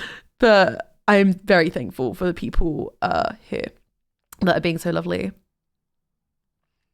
I think she's driving it. She's on a plane. She's on a plane to Brighton. Yeah, I think things speak for themselves, you know? And again, this isn't me saying that every single content creator has to speak up on every single issue like this, but I just think sometimes it just does speak for the getaway car. Shout out to my Swifties. Similar in friendships too, you leave the group / person and keep doubting yourself if they ever damage you, but they did. It genuinely just does take a long time. I just really also want you guys to be kind to yourselves as well in any regard. Again, this now is no longer specific to things like abusive relationships. If you're going through anything right now, a friendship breakup, because this kind of abuse isn't just romantic. You can have like this stuff in friendships, in families and stuff like that. Please always be kind to yourself as well, because I spent a long time beating myself up. I spent a very long time being like, why the fuck didn't I save myself? Even when I did my video, I was like, I cried because I was so mad at myself for not getting myself out and not realizing sooner, and for not listening to people, and for being so fucking dumb. I was so mad at myself for being so dumb and naive and unaware. And you just can't do that, because if you were aware, none of it would have happened. They prey on you being unaware and falling for what they say and for being complicit with their actions. She's so opening. Don't think way through that really that means so much. Thank you so much. I'm trying not to read chat too much because like I get really bad brain fog. Shout out to the trauma for that one. But yeah, they're relying on ignorance and they're relying on your silence. And it's something that Shelby actually helped me realize. And Rihanna, when I said, I was like, for so long, I was made to feel that like saying anything is me being crazy. Like if I speak about an ex, so, you know, this isn't me promoting, I have a podcast, and I used to think that, you know, everybody does it. Everybody talks about an ex relationship. You play a drinking game and it's a question about your ex or something. I used to panic because any degree of talking about an ex, talking about anything, I used to think that if I said anything, I was crazy and that I was obsessive, because that was how I was made to feel. That's what I was told. And not the explanation of my podcast, not the time. I was just genuinely made to feel that like I was crazy. And it wasn't until, I think it was Shelby that said it, they were like, you do realize that they were probably just telling you that so that you were too scared to say anything and call them out for their behavior, right? Which is almost even scarier, because it shows that they have a level of awareness that they're doing something in order to try and cover their tracks like that. And, you know, and it does scare me. And one of the reasons why I was like, I need to go to therapy straight away, and it's something I said earlier, was that I refused to let this one person completely destroy my perception of relationships today. Oh my God, you are amazing for that one, Honor. And it's scary because there are some things that I'm never going to be able to like go through, you know, like I think I'm going to be in a relationship for a long time because I just think I'm going to struggle to get emotionally close to someone to that degree again. And it's going to take a while because I was so used to certain things I say resulting in arguments, always being overly apologetic, you know, being scared to do certain things, like all sorts, asking, like seeking the validation of someone. that I'm scared of how that's going to manifest itself in future relationships. But all I can do is like focus on myself, and it's something I've been doing for a long time. And just to loop again back to the point of like support and like healing not always being linear, and just to be kind to yourself. Be so kind to yourself. Oh, you're welcome back. Where was your car? Freaking Canada? I had to. It's hard to find a parking spot in the middle of the day sometimes. I have to actually move it again in 2 hours. Oh God! Yeah. Don't you have a driveway? No driveway. Gonna get you a driveway for your birthday. Thank you. Street parking. Usually it's not a problem, and I just have to move my car every Monday and Tuesday if it's on the wrong side of the street. Sometimes I'm doing like a back and forth, but then I'm good for a week, and it's not hard to find a spot. It just takes like a minute. Oh, you're just so strong and sexy and independent that you just drive it around like that. I was just talking about, you probably heard me, I was just talking about like scared of the implications it will have on future relationships and stuff. Ooh, yeah, I'm not even thinking about the future guy. Good luck to him. No, I'm literally, but genuinely, like, again, trauma. This is going to sound really like a really twisted silver lining, because I'm a very big believer in having no regrets, right? No rugrats. And yes, I still there isn't a point exactly in like dwelling on what you could have done different. Exactly, because you couldn't. There's no point. You can't change the past. However, like, part of me is like, I still went through all that. You just have to find the silver lining. And I have never had as much respect for myself. Had such good friends around me, and been so you know what I mean? If it hadn't have been for that. And that's not me by any degree thanking them for that. Fuck you still, well and truly. However, I could have had that without all of the trauma and all I truly learned the hard way. However, like, coming from this and like feeling what truly hit like a rock bottom in many different aspects, and to bounce back from it and to truly feel the most secure in myself. Because another thing with these people is that they make you feel like you rely on them. They make them feel like you're nothing without them. Yeah. I would get told... Which is crazy, because he brought nothing to the table. Exactly. Like, I would get told, oh, you were only ever happy if I was with you. As if they could see me at all times, by the way. They'd be like, you were only happy if you were with me or if I was with you. Sorry, did you install cameras? Did you install cameras? That when they then leave, you feel like you'll possibly be happy without them. You're right. You feel like you're having to start from like square one again. And then maybe like building yourself up from the ground again with just you there is like the best thing that can happen to you. But it's like rewriting so many things, rewriting experiences, rewriting feelings, rewriting your norms, and like having conversations with people. Do you know what it is for me? I'll say something and I'll be like, oh shoot, that's going to start an argument. And then it doesn't. And I'm like, oh, that's not supposed to start an argument.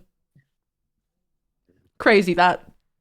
But I feel like ours were different in that regards. Mine was very like, our experiences were different from each other in some regards to the traits of them. But yeah, they tend to make you feel like you need them even when they give you nothing. Oh my God, like actually so true.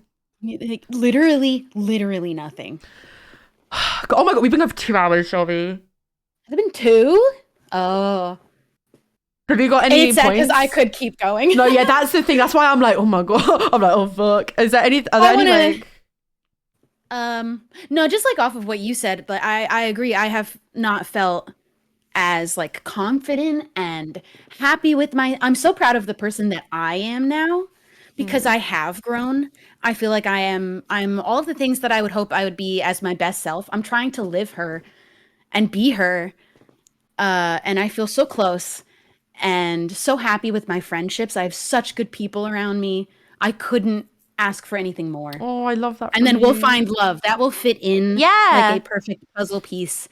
Focus on your own garden. And then if a bee comes along, like, because bees love beautiful gardens, but even if not, you still have a pretty garden. And you know another fucking thing, right? You know another thing? When I was in this relationship, I really thought, not only did I think I was ugly, but also thought I wasn't funny. Yeah. I thought I was annoying. I was so quiet. Bro, do you know how fucking funny I am, Shelby? Do you know how funny I am? You're so much funnier. Give me your Jackbox right now. I'm so fucking funny. Yeah. That was literally, especially after the "don't think women are funny" comment, I was like, like relearning yourself and being like, oh, I'm actually quite likable. I think I got so quiet. I think I really did become a different person. I lost so much of myself that I felt like was me. I hated myself. I just didn't even try to be funny anymore. I just existed to try and get by quietly. Yes. I was like not even trying to say words anymore at all. The amount of people I met during that time that were like, oh, you were very like demure or this or that or very quiet when I met you. You're nothing like this. And I'm like, oh yeah, I'm never going to say why, but I was like, oh yeah, Just had some stuff going on. Yeah. Fine, we'll do a Jackbox was stream quiet and just show how funny we are. I was quiet for a long time after too. Like just in general. Like I didn't even have that spark come back in me for a really long time. And you know what? What's so sad as well, and this might sound a bit pessimistic of me, is that I'm never going to be the same person that I was before.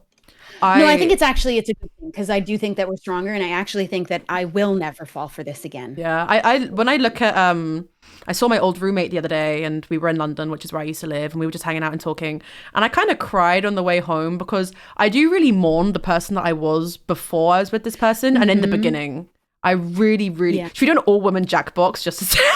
Imagine actually, for real. No, actually, Rihanna, for real though. Rihanna and because you are literally the funniest people I know. Are so many of my female friends. Just gonna put "cum" as every answer. Anyway, sorry. It's I really do mourn the person that I was back then because I was so confident and I was so like secure in myself, and knowing that that completely got stripped away and that I'm never gonna be that person again, which is a very sad truth because now I've cringed out of the ashes type moment. I'm better for it, but knowing that I'm never going to be that naive and willing to love the way I was then, which is a good thing, but also like it's like grieving the person that I was and that I'm never going to be that person again fucking sucks. Yeah and that I just keep thinking that's your first experience, and I think of me back then as my first experience, and I really actually would love to write a book about all of the experiences I've had. I have so many stories I have still yet to tell of so many weirdos, some of them in content creation. I would like just go on dates here and there with people and immediately find out they're weirdos. No! Yeah, I haven't gone on a single date since, and I never will, which is so crazy because never will. No, they have to come to me. The universe has to put it in front of my fucking face. You think I'm running after people? No thanks. They can trusting a man again. I'm focusing on myself. Then everything else that finds me is supposed to find. I do not chase. I attract. Miss Shubble. I do not chase. I attract. That's what me and Joey are always quoting. We don't chase. We attract. Do you know how fucking mad I am that I've never met Joey? Like on a real one. Sick and twisted. Sick and twisted. Get Joey into Jackbox, girlies. We'll bring him back. I'll bring him back to London. Do you know what? I do always make the joke, and Scott always makes the joke as well, that if I become like really truly irrelevant, I will just write a book exposing everybody. I am going to write a book of all of, because I do think I do think it's so important as women and just people in general who go through these experiences of being abused, and they often will feel like they do need to keep quiet or they don't even understand what happened to them at all. And just the batshit wild, insane things people will say out loud to you when you're their intimate partner. It's like you never understand someone until you've been their partner. You get in. Like you get let in. Mega sick and twisted. Like I said this to you in a voice note yesterday where obviously I said names and stuff. I was with somebody who would literally be like, oh, this person hasn't followed me back, but it's okay because if I mention them, I get followers. Like these narcissists are truly operated only by gain and money and wealth and having control over people. Ooga booga, ooga booga. Freaks. I'm going to do a TikTok with a couple of my friends, which is like the trend of you say all the things that you stayed through and if you laugh, you drink. Oh, no, I'm using all of the exes of my whole entire life because there's some actual insane things I could say out loud. Oh. I've already said a lot of stories of things. I'm getting far but I'm too holding on to the comfortable. really.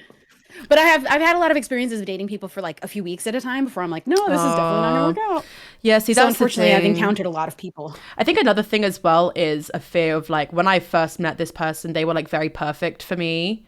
Nearly called out the person that set me up with them by accident, nearly out of habit then. I genuinely thought they were perfect and I thought they were so lovely, and I was like, this is someone that will never hurt me, and I like really put so much Jackbox, sorry. I put girls and gays girls and gays gets gotten here. And I was like, this person's perfect, they would never hurt me in that way. But I genuinely do have a fear of, even if I do find someone who is genuinely nice, I'm still going to be sat there like, when are they gonna like switch up on me then? When's this gonna happen? Which is sad. But hey ho, we'll cross that bridge when we get to it. I'll be fun and sexy and single until then, because I don't need to be in a relationship to feel support. No, you're so fun and sexy. This is actually important. You said a very important thing. We do not need them. And that shouldn't even make anybody upset, because none of us should need. It's a choice, and it's a choice in love to take on life together as a team, as a partnership. And I lost my thought. They shouldn't like they shouldn't complete you. They should like yes. It's like you're going on your own journeys next to each other. You add, you should make each other's lives better and easier. Yeah, it should be easy. Oh my God. Okay, big point.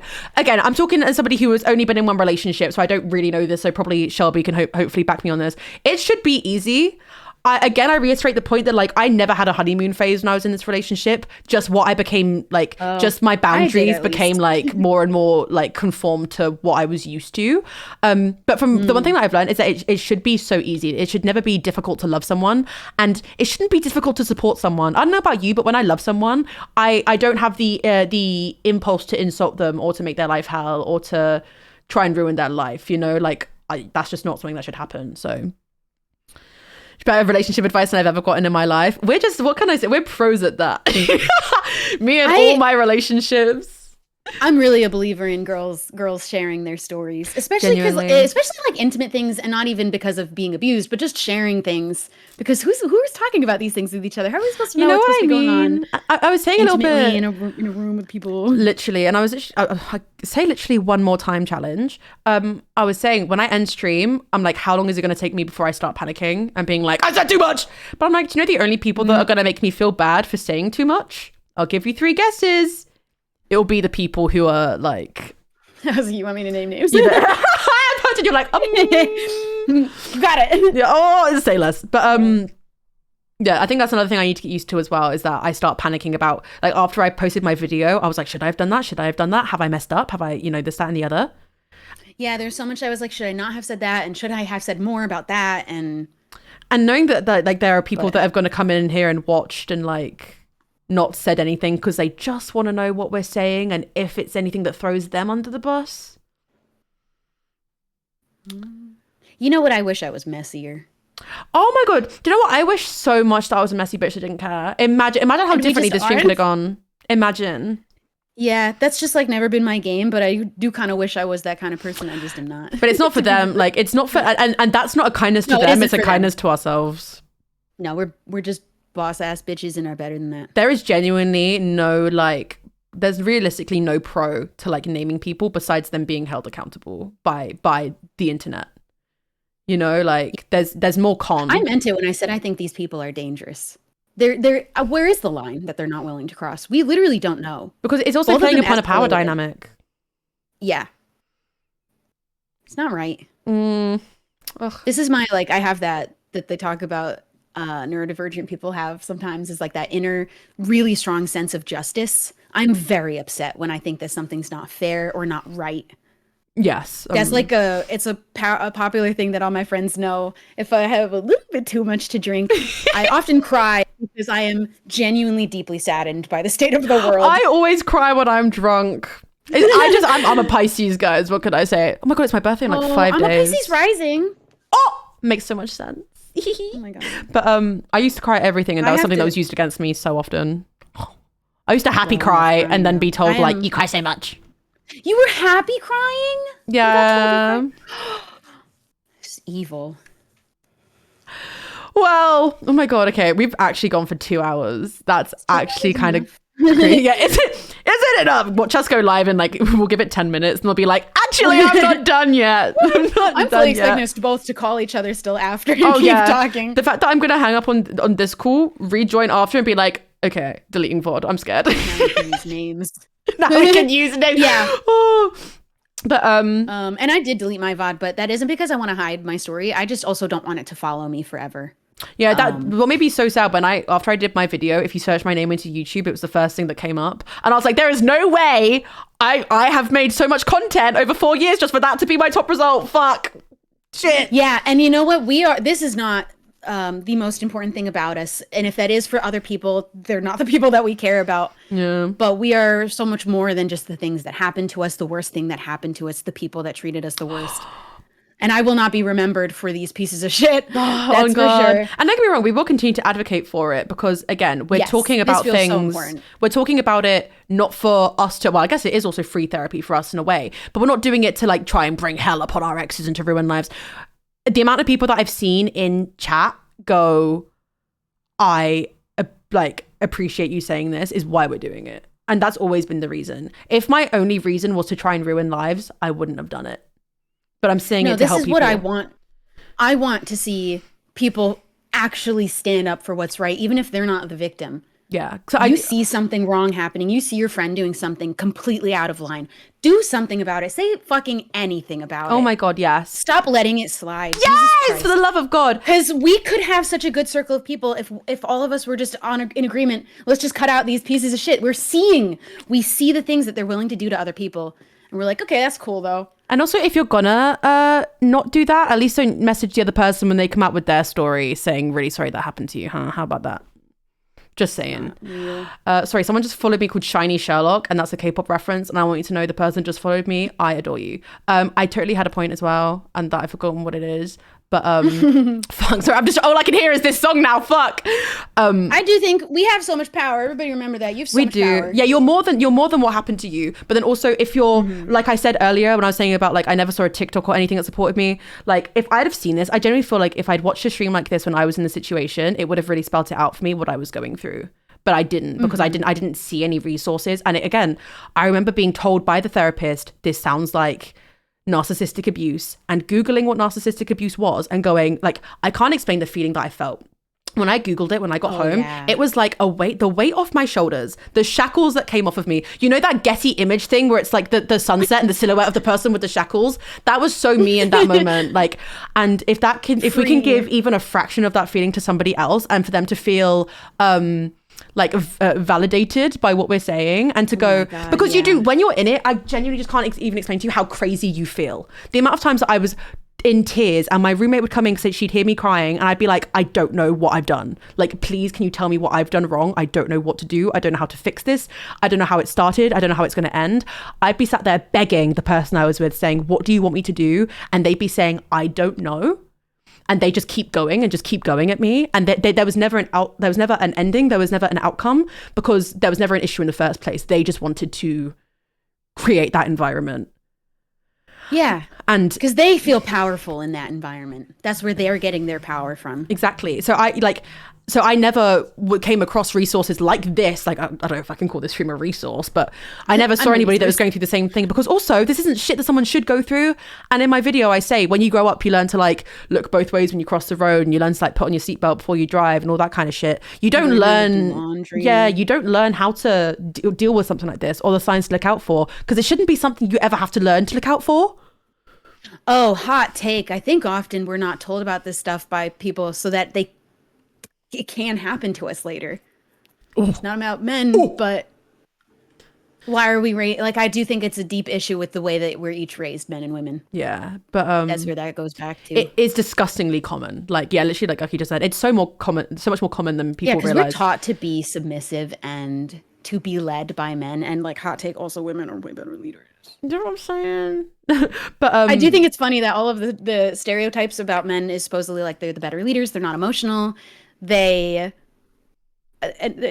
are more the people who lead and like take charge in the household and give tasks out to the people that need to be told what to do and are so much more emotionally intelligent often because we do know how to take the emotions we're feeling, like address them, not avoid them. Yeah. And move forward with them. And it's scary because also with these people and with narcissists as well, there is a like, they struggle with processing emotions. And I used to get told by my ex, there ain't no way the feet people managed to find this stream. Motherfucker went, this is a stream talking about abuse, but I still want to see your dogs. And you know what? I kind of respect that.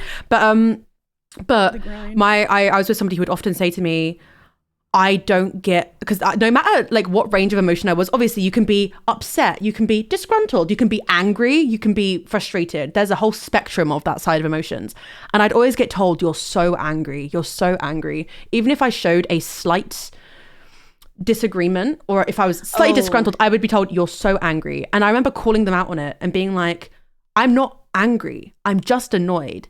And they said to me, I don't get annoyed. I just get angry. And for these people and for people who are narcissists, they have no control of their emotions and no like and I think it's comprehension of it also to continue not knowing how to handle emotion. Like they're like, I'm just not the kind of guy that talks about feelings and then think that's okay to stay that way. Yeah, it's just the It's like, that's just how I am. Don't like talking about how I feel. That's unacceptable. You cannot be in a relationship if that's the way you are. It's literally not an option. You can't date people without talking about how you feel. But lo and behold, they're the motherfuckers that never stop dating. Am I right or am They know I how to lure right? people in. You just gotta find the next person to like your next emotional punching bag. You know what I mean? And that's what we're trying to keep. We're trying to help people not become those people. Be stronger. Yeah. You're so much stronger. Obviously, this is so much easier said than done. And again, if you're like, if you watch this stream and you're like, wow, this still relates to a lot of things that is happening to me, but I love this person. Sometimes it does take a long fucking time to get out. It takes a long time to gather the courage. It takes a long time to truly realize what's happening to you, because you can Don't worry about how long. Exactly. And you can hear stuff like this and be like, this is what's happening to me. Oh, but it's not exactly like that. But it takes a long time. But that loops back again to just be kind to yourself and truly, truly surround yourself with people who care for you and like get out, you know?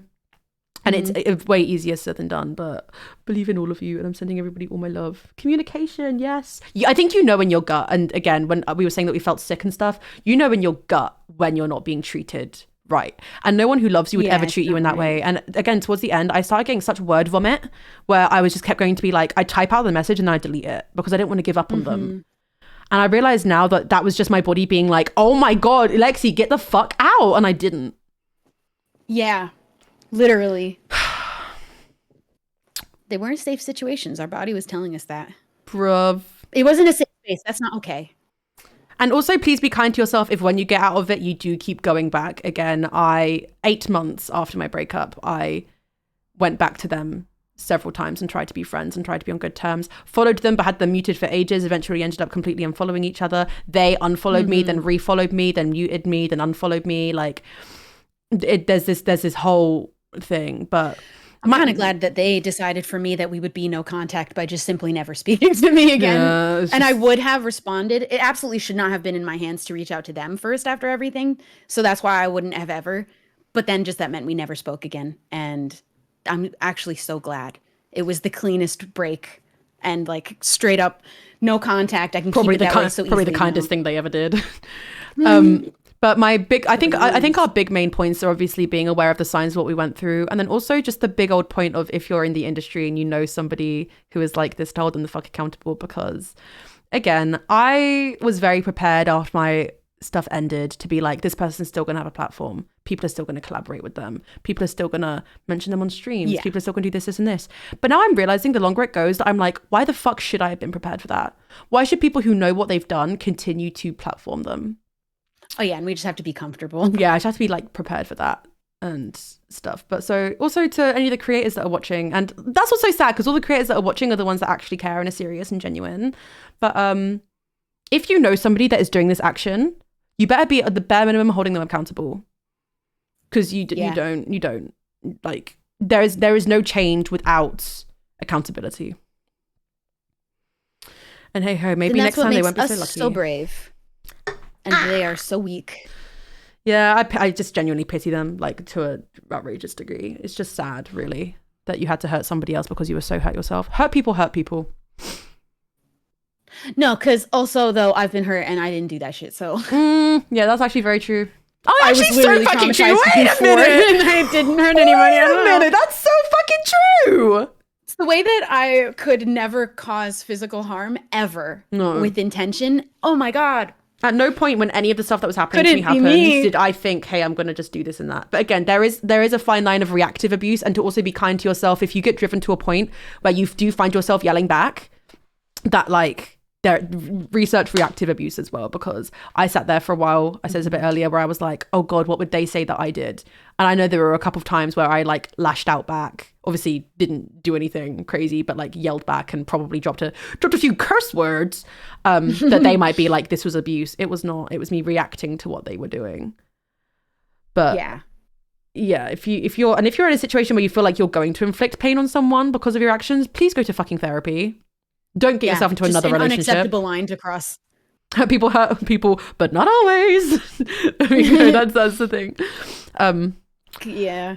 Well, God, we yapped. Well, oh, how we yapped. I think this was really good. This was good. I enjoyed when we started. I was like, shit, there are so many points I want to make, but I don't know where to start. I don't know where to go. I think we were both also tentative in saying certain things because, again, Yeah, we're talking through nerves. Yeah. Too. And again, for me, a big part of mine is that when it links so closely to the content creator space, and they're like, and everybody fucking knows who I'm talking about besides the people who are fans. I know there are more people too that people know are doing bad things, and just they're letting it be quiet until someone decides to make it public. But they know about it and are still willing to be friends with them until it's a public thing. And I just don't think that's genuine. Oh, that's true. And do you know what? That's on self-preservation.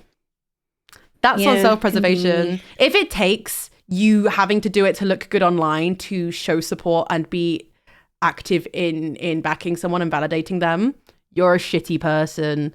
If you're aware and you're continuing to feed into it, you're a shitty person. And I, again, have held so back in saying that because I know that that's me indirectly calling out a lot of my friends.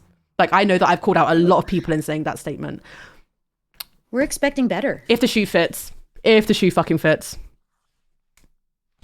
Yeah, I don't know. I don't think it's just business. I don't agree. If that's how they feel about it, I don't agree. Yeah, business isn't actively giving someone a platform. You know what I mean? That's the joy of being self-employed and for doing social media. You run the shots. You call the shots. You decide who's in your content. You decide who you give a platform to. And if you are choosing to give it to an abuser, that is on you. And I don't know what to say to you anymore. I can't continue to excuse it. Yeah. But I digress. I think we have done we've done our piece. I think that this is the beginning of, I hope, more people sticking up for themselves, even if not publicly about all these people that are bad people, but in private, like, just don't tolerate this kind of behavior. It's not normal. Don't let them make you feel like it's normal and it's okay. Yeah, and this won't be the last time that we talk about this kind of stuff. We do want to consistently bring awareness to this and do things for it. And I'd love to do some charity streams for different charities and stuff as well. It's just something that I'm so passionate about now. I said I wasn't sure when I would maybe one day talk more, and then a few days went by and I did want to talk more, but it is mainly about the issue of abuse. I feel so strongly about this too. You wonder how small the creator space would be without all those shit people? Oh, you'd be surprised. And that's what I'm going to say. That's why I feel sad that I said even at the beginning, it feels like being a good person isn't enough here, and I hate that because other people have set that standard, and I've been in here for a long time. I've seen shit. Like, if you know the era I came out of. Yeah, I'm a baby in that regard, but it is just so sad that it is so prevalent. Too many people have let it be acceptable for really exactly, long. And that's not helps any victim, because it just made victims too scared to speak up. And again, the fact that I spoke to so many people about speaking up about my story, and all the people that said don't do it were men. Every single one. All the girls I spoke to went, yeah, if you're sure. And it isn't, obviously abusers aren't always men, and it isn't men, and that, I hope, goes without saying, but I do want to say at the very least, it isn't always men. But there is an undeniable truth that it happens often. Yes. Because of the differences in how we're raised, it does happen more. Yeah, for me personally, that was just what happened to me. But yeah, oh god, okay. Every time we go to end, it's just like, oh. But then there's another thing to say. But that's why we could go on forever. We really could. We'll try and get our thoughts together, because I'd love to have Rihanna on here next time as well. Bless her, she's just feeling really ill today. Yes, girls on the gays, and just be really, really funny. Yes, the funniest. Also, yes, I would like to also say that, yeah, I hate to say a sentence like that and come across as a man hater. Obviously, we're talking to the situations that are relevant to us, and what we say isn't a blanket for everyone. I'll say it. I am expecting better out of a lot of men. Oh yeah, especially currently with both of our situations. I was expecting men to do a lot better than they have, but I would love to see that. Please and thank you. I used to be in the streaming community when a lot of these people are small streamers. Oh, if the shoe fits. Yes, but I'm really hoping, because there are a lot of us. There are a lot of content creators that are the same way we do. And I think slowly but surely people are starting to gain confidence. So hopefully this is something that grows and we can continue to give a safe space to people. Yeah, I feel like when I first started talking to my friends, it felt like small waves. Yeah. Where I felt like I was really starting to affect people around me in a positive way. And then I felt like my stream was a really big wave. And I think this is another wave. And I think just more people are going to stand up for themselves. I really hope so. That. Like, do I think that we're like the next bloody pioneers of a movement? No, but I'd like to think that eventually it will reach a point where we're a lot more. Yeah, I'd like to think we're a part of something, and some kind of like, bringing more attention to this kind of thing. And at least start to make some kind of change. would be I'd even love that nice. to be a main part of my platform now, because I kind of, one part of my platform is my ACE experience. I'd love this to be part of my platform. I won't maybe ever shut up about talking about it. I No, said I wouldn't talk yeah. about it more. Just kidding. I can't stop talking about it. It means so much to me to help other people. Oh, I'm so proud of you. I'm proud of you. Oh, stop, because otherwise I'm crying. I haven't cried once thinking about these men. We're gonna get the love we deserve. We're 1000%. And again, because I cannot reiterate enough. Everybody in chat, please be kind to yourself. And I really, really hope like none of this has been triggering for people. I so should have put a trigger warning in the title. I'm a fucking idiot. I meant to do it on mine too, and I forgot completely. Fuck yeah, I feel pretty bad now. But yeah, please be kind to yourself. And if anything in this stream has like resonated within you, please do like look up resources. Please be like, Yes, tell your friends, reach out for help, go to therapy, talk to people. Please talk to people, because again, I was too scared to talk to people, and if I had, probably would have made the revelations that I made significantly earlier. So yeah, thank you so much, everybody. I think that's our lot. Thank you so much for hearing us yap for 2.5 hours. Fuck me. But yeah, not the last you'll hear us yapping about this. It's something we're very passionate about. And thank you all so much for being so fucking kind and so lovely. I know probably... Literally the biggest thank you. I know 80% of the people on here have no idea who the fuck I am, but like, all you've seen is my face. Maybe if, like, it was very early for Shelby. I was going to force her up on camera. Otherwise, that probably would have been much nicer for your eyes. Anyway. But I was like, 8 a.m., you got it, I'll be there. So, yeah, Shelby was going to get up for when I was going to do this at 4. But I am from the Bigger Squad video. Yeah, guys, that's my... But love you all so much. Do you have any closing words? Nope. I'm like, I think in 2.5 hours I've said a lot. But thank you for the kindness. If I start talking, I'll talk for another hour. No, honestly. Yeah, thank you for everyone's support. That has been the biggest thing. It has been incredible to see. Genuinely, it's you deserve it a million times over. And it's just so nice to know that. And I think it's a good indicator for other people with the same experience, knowing that their experiences will be welcomed with positivity and kindness as well.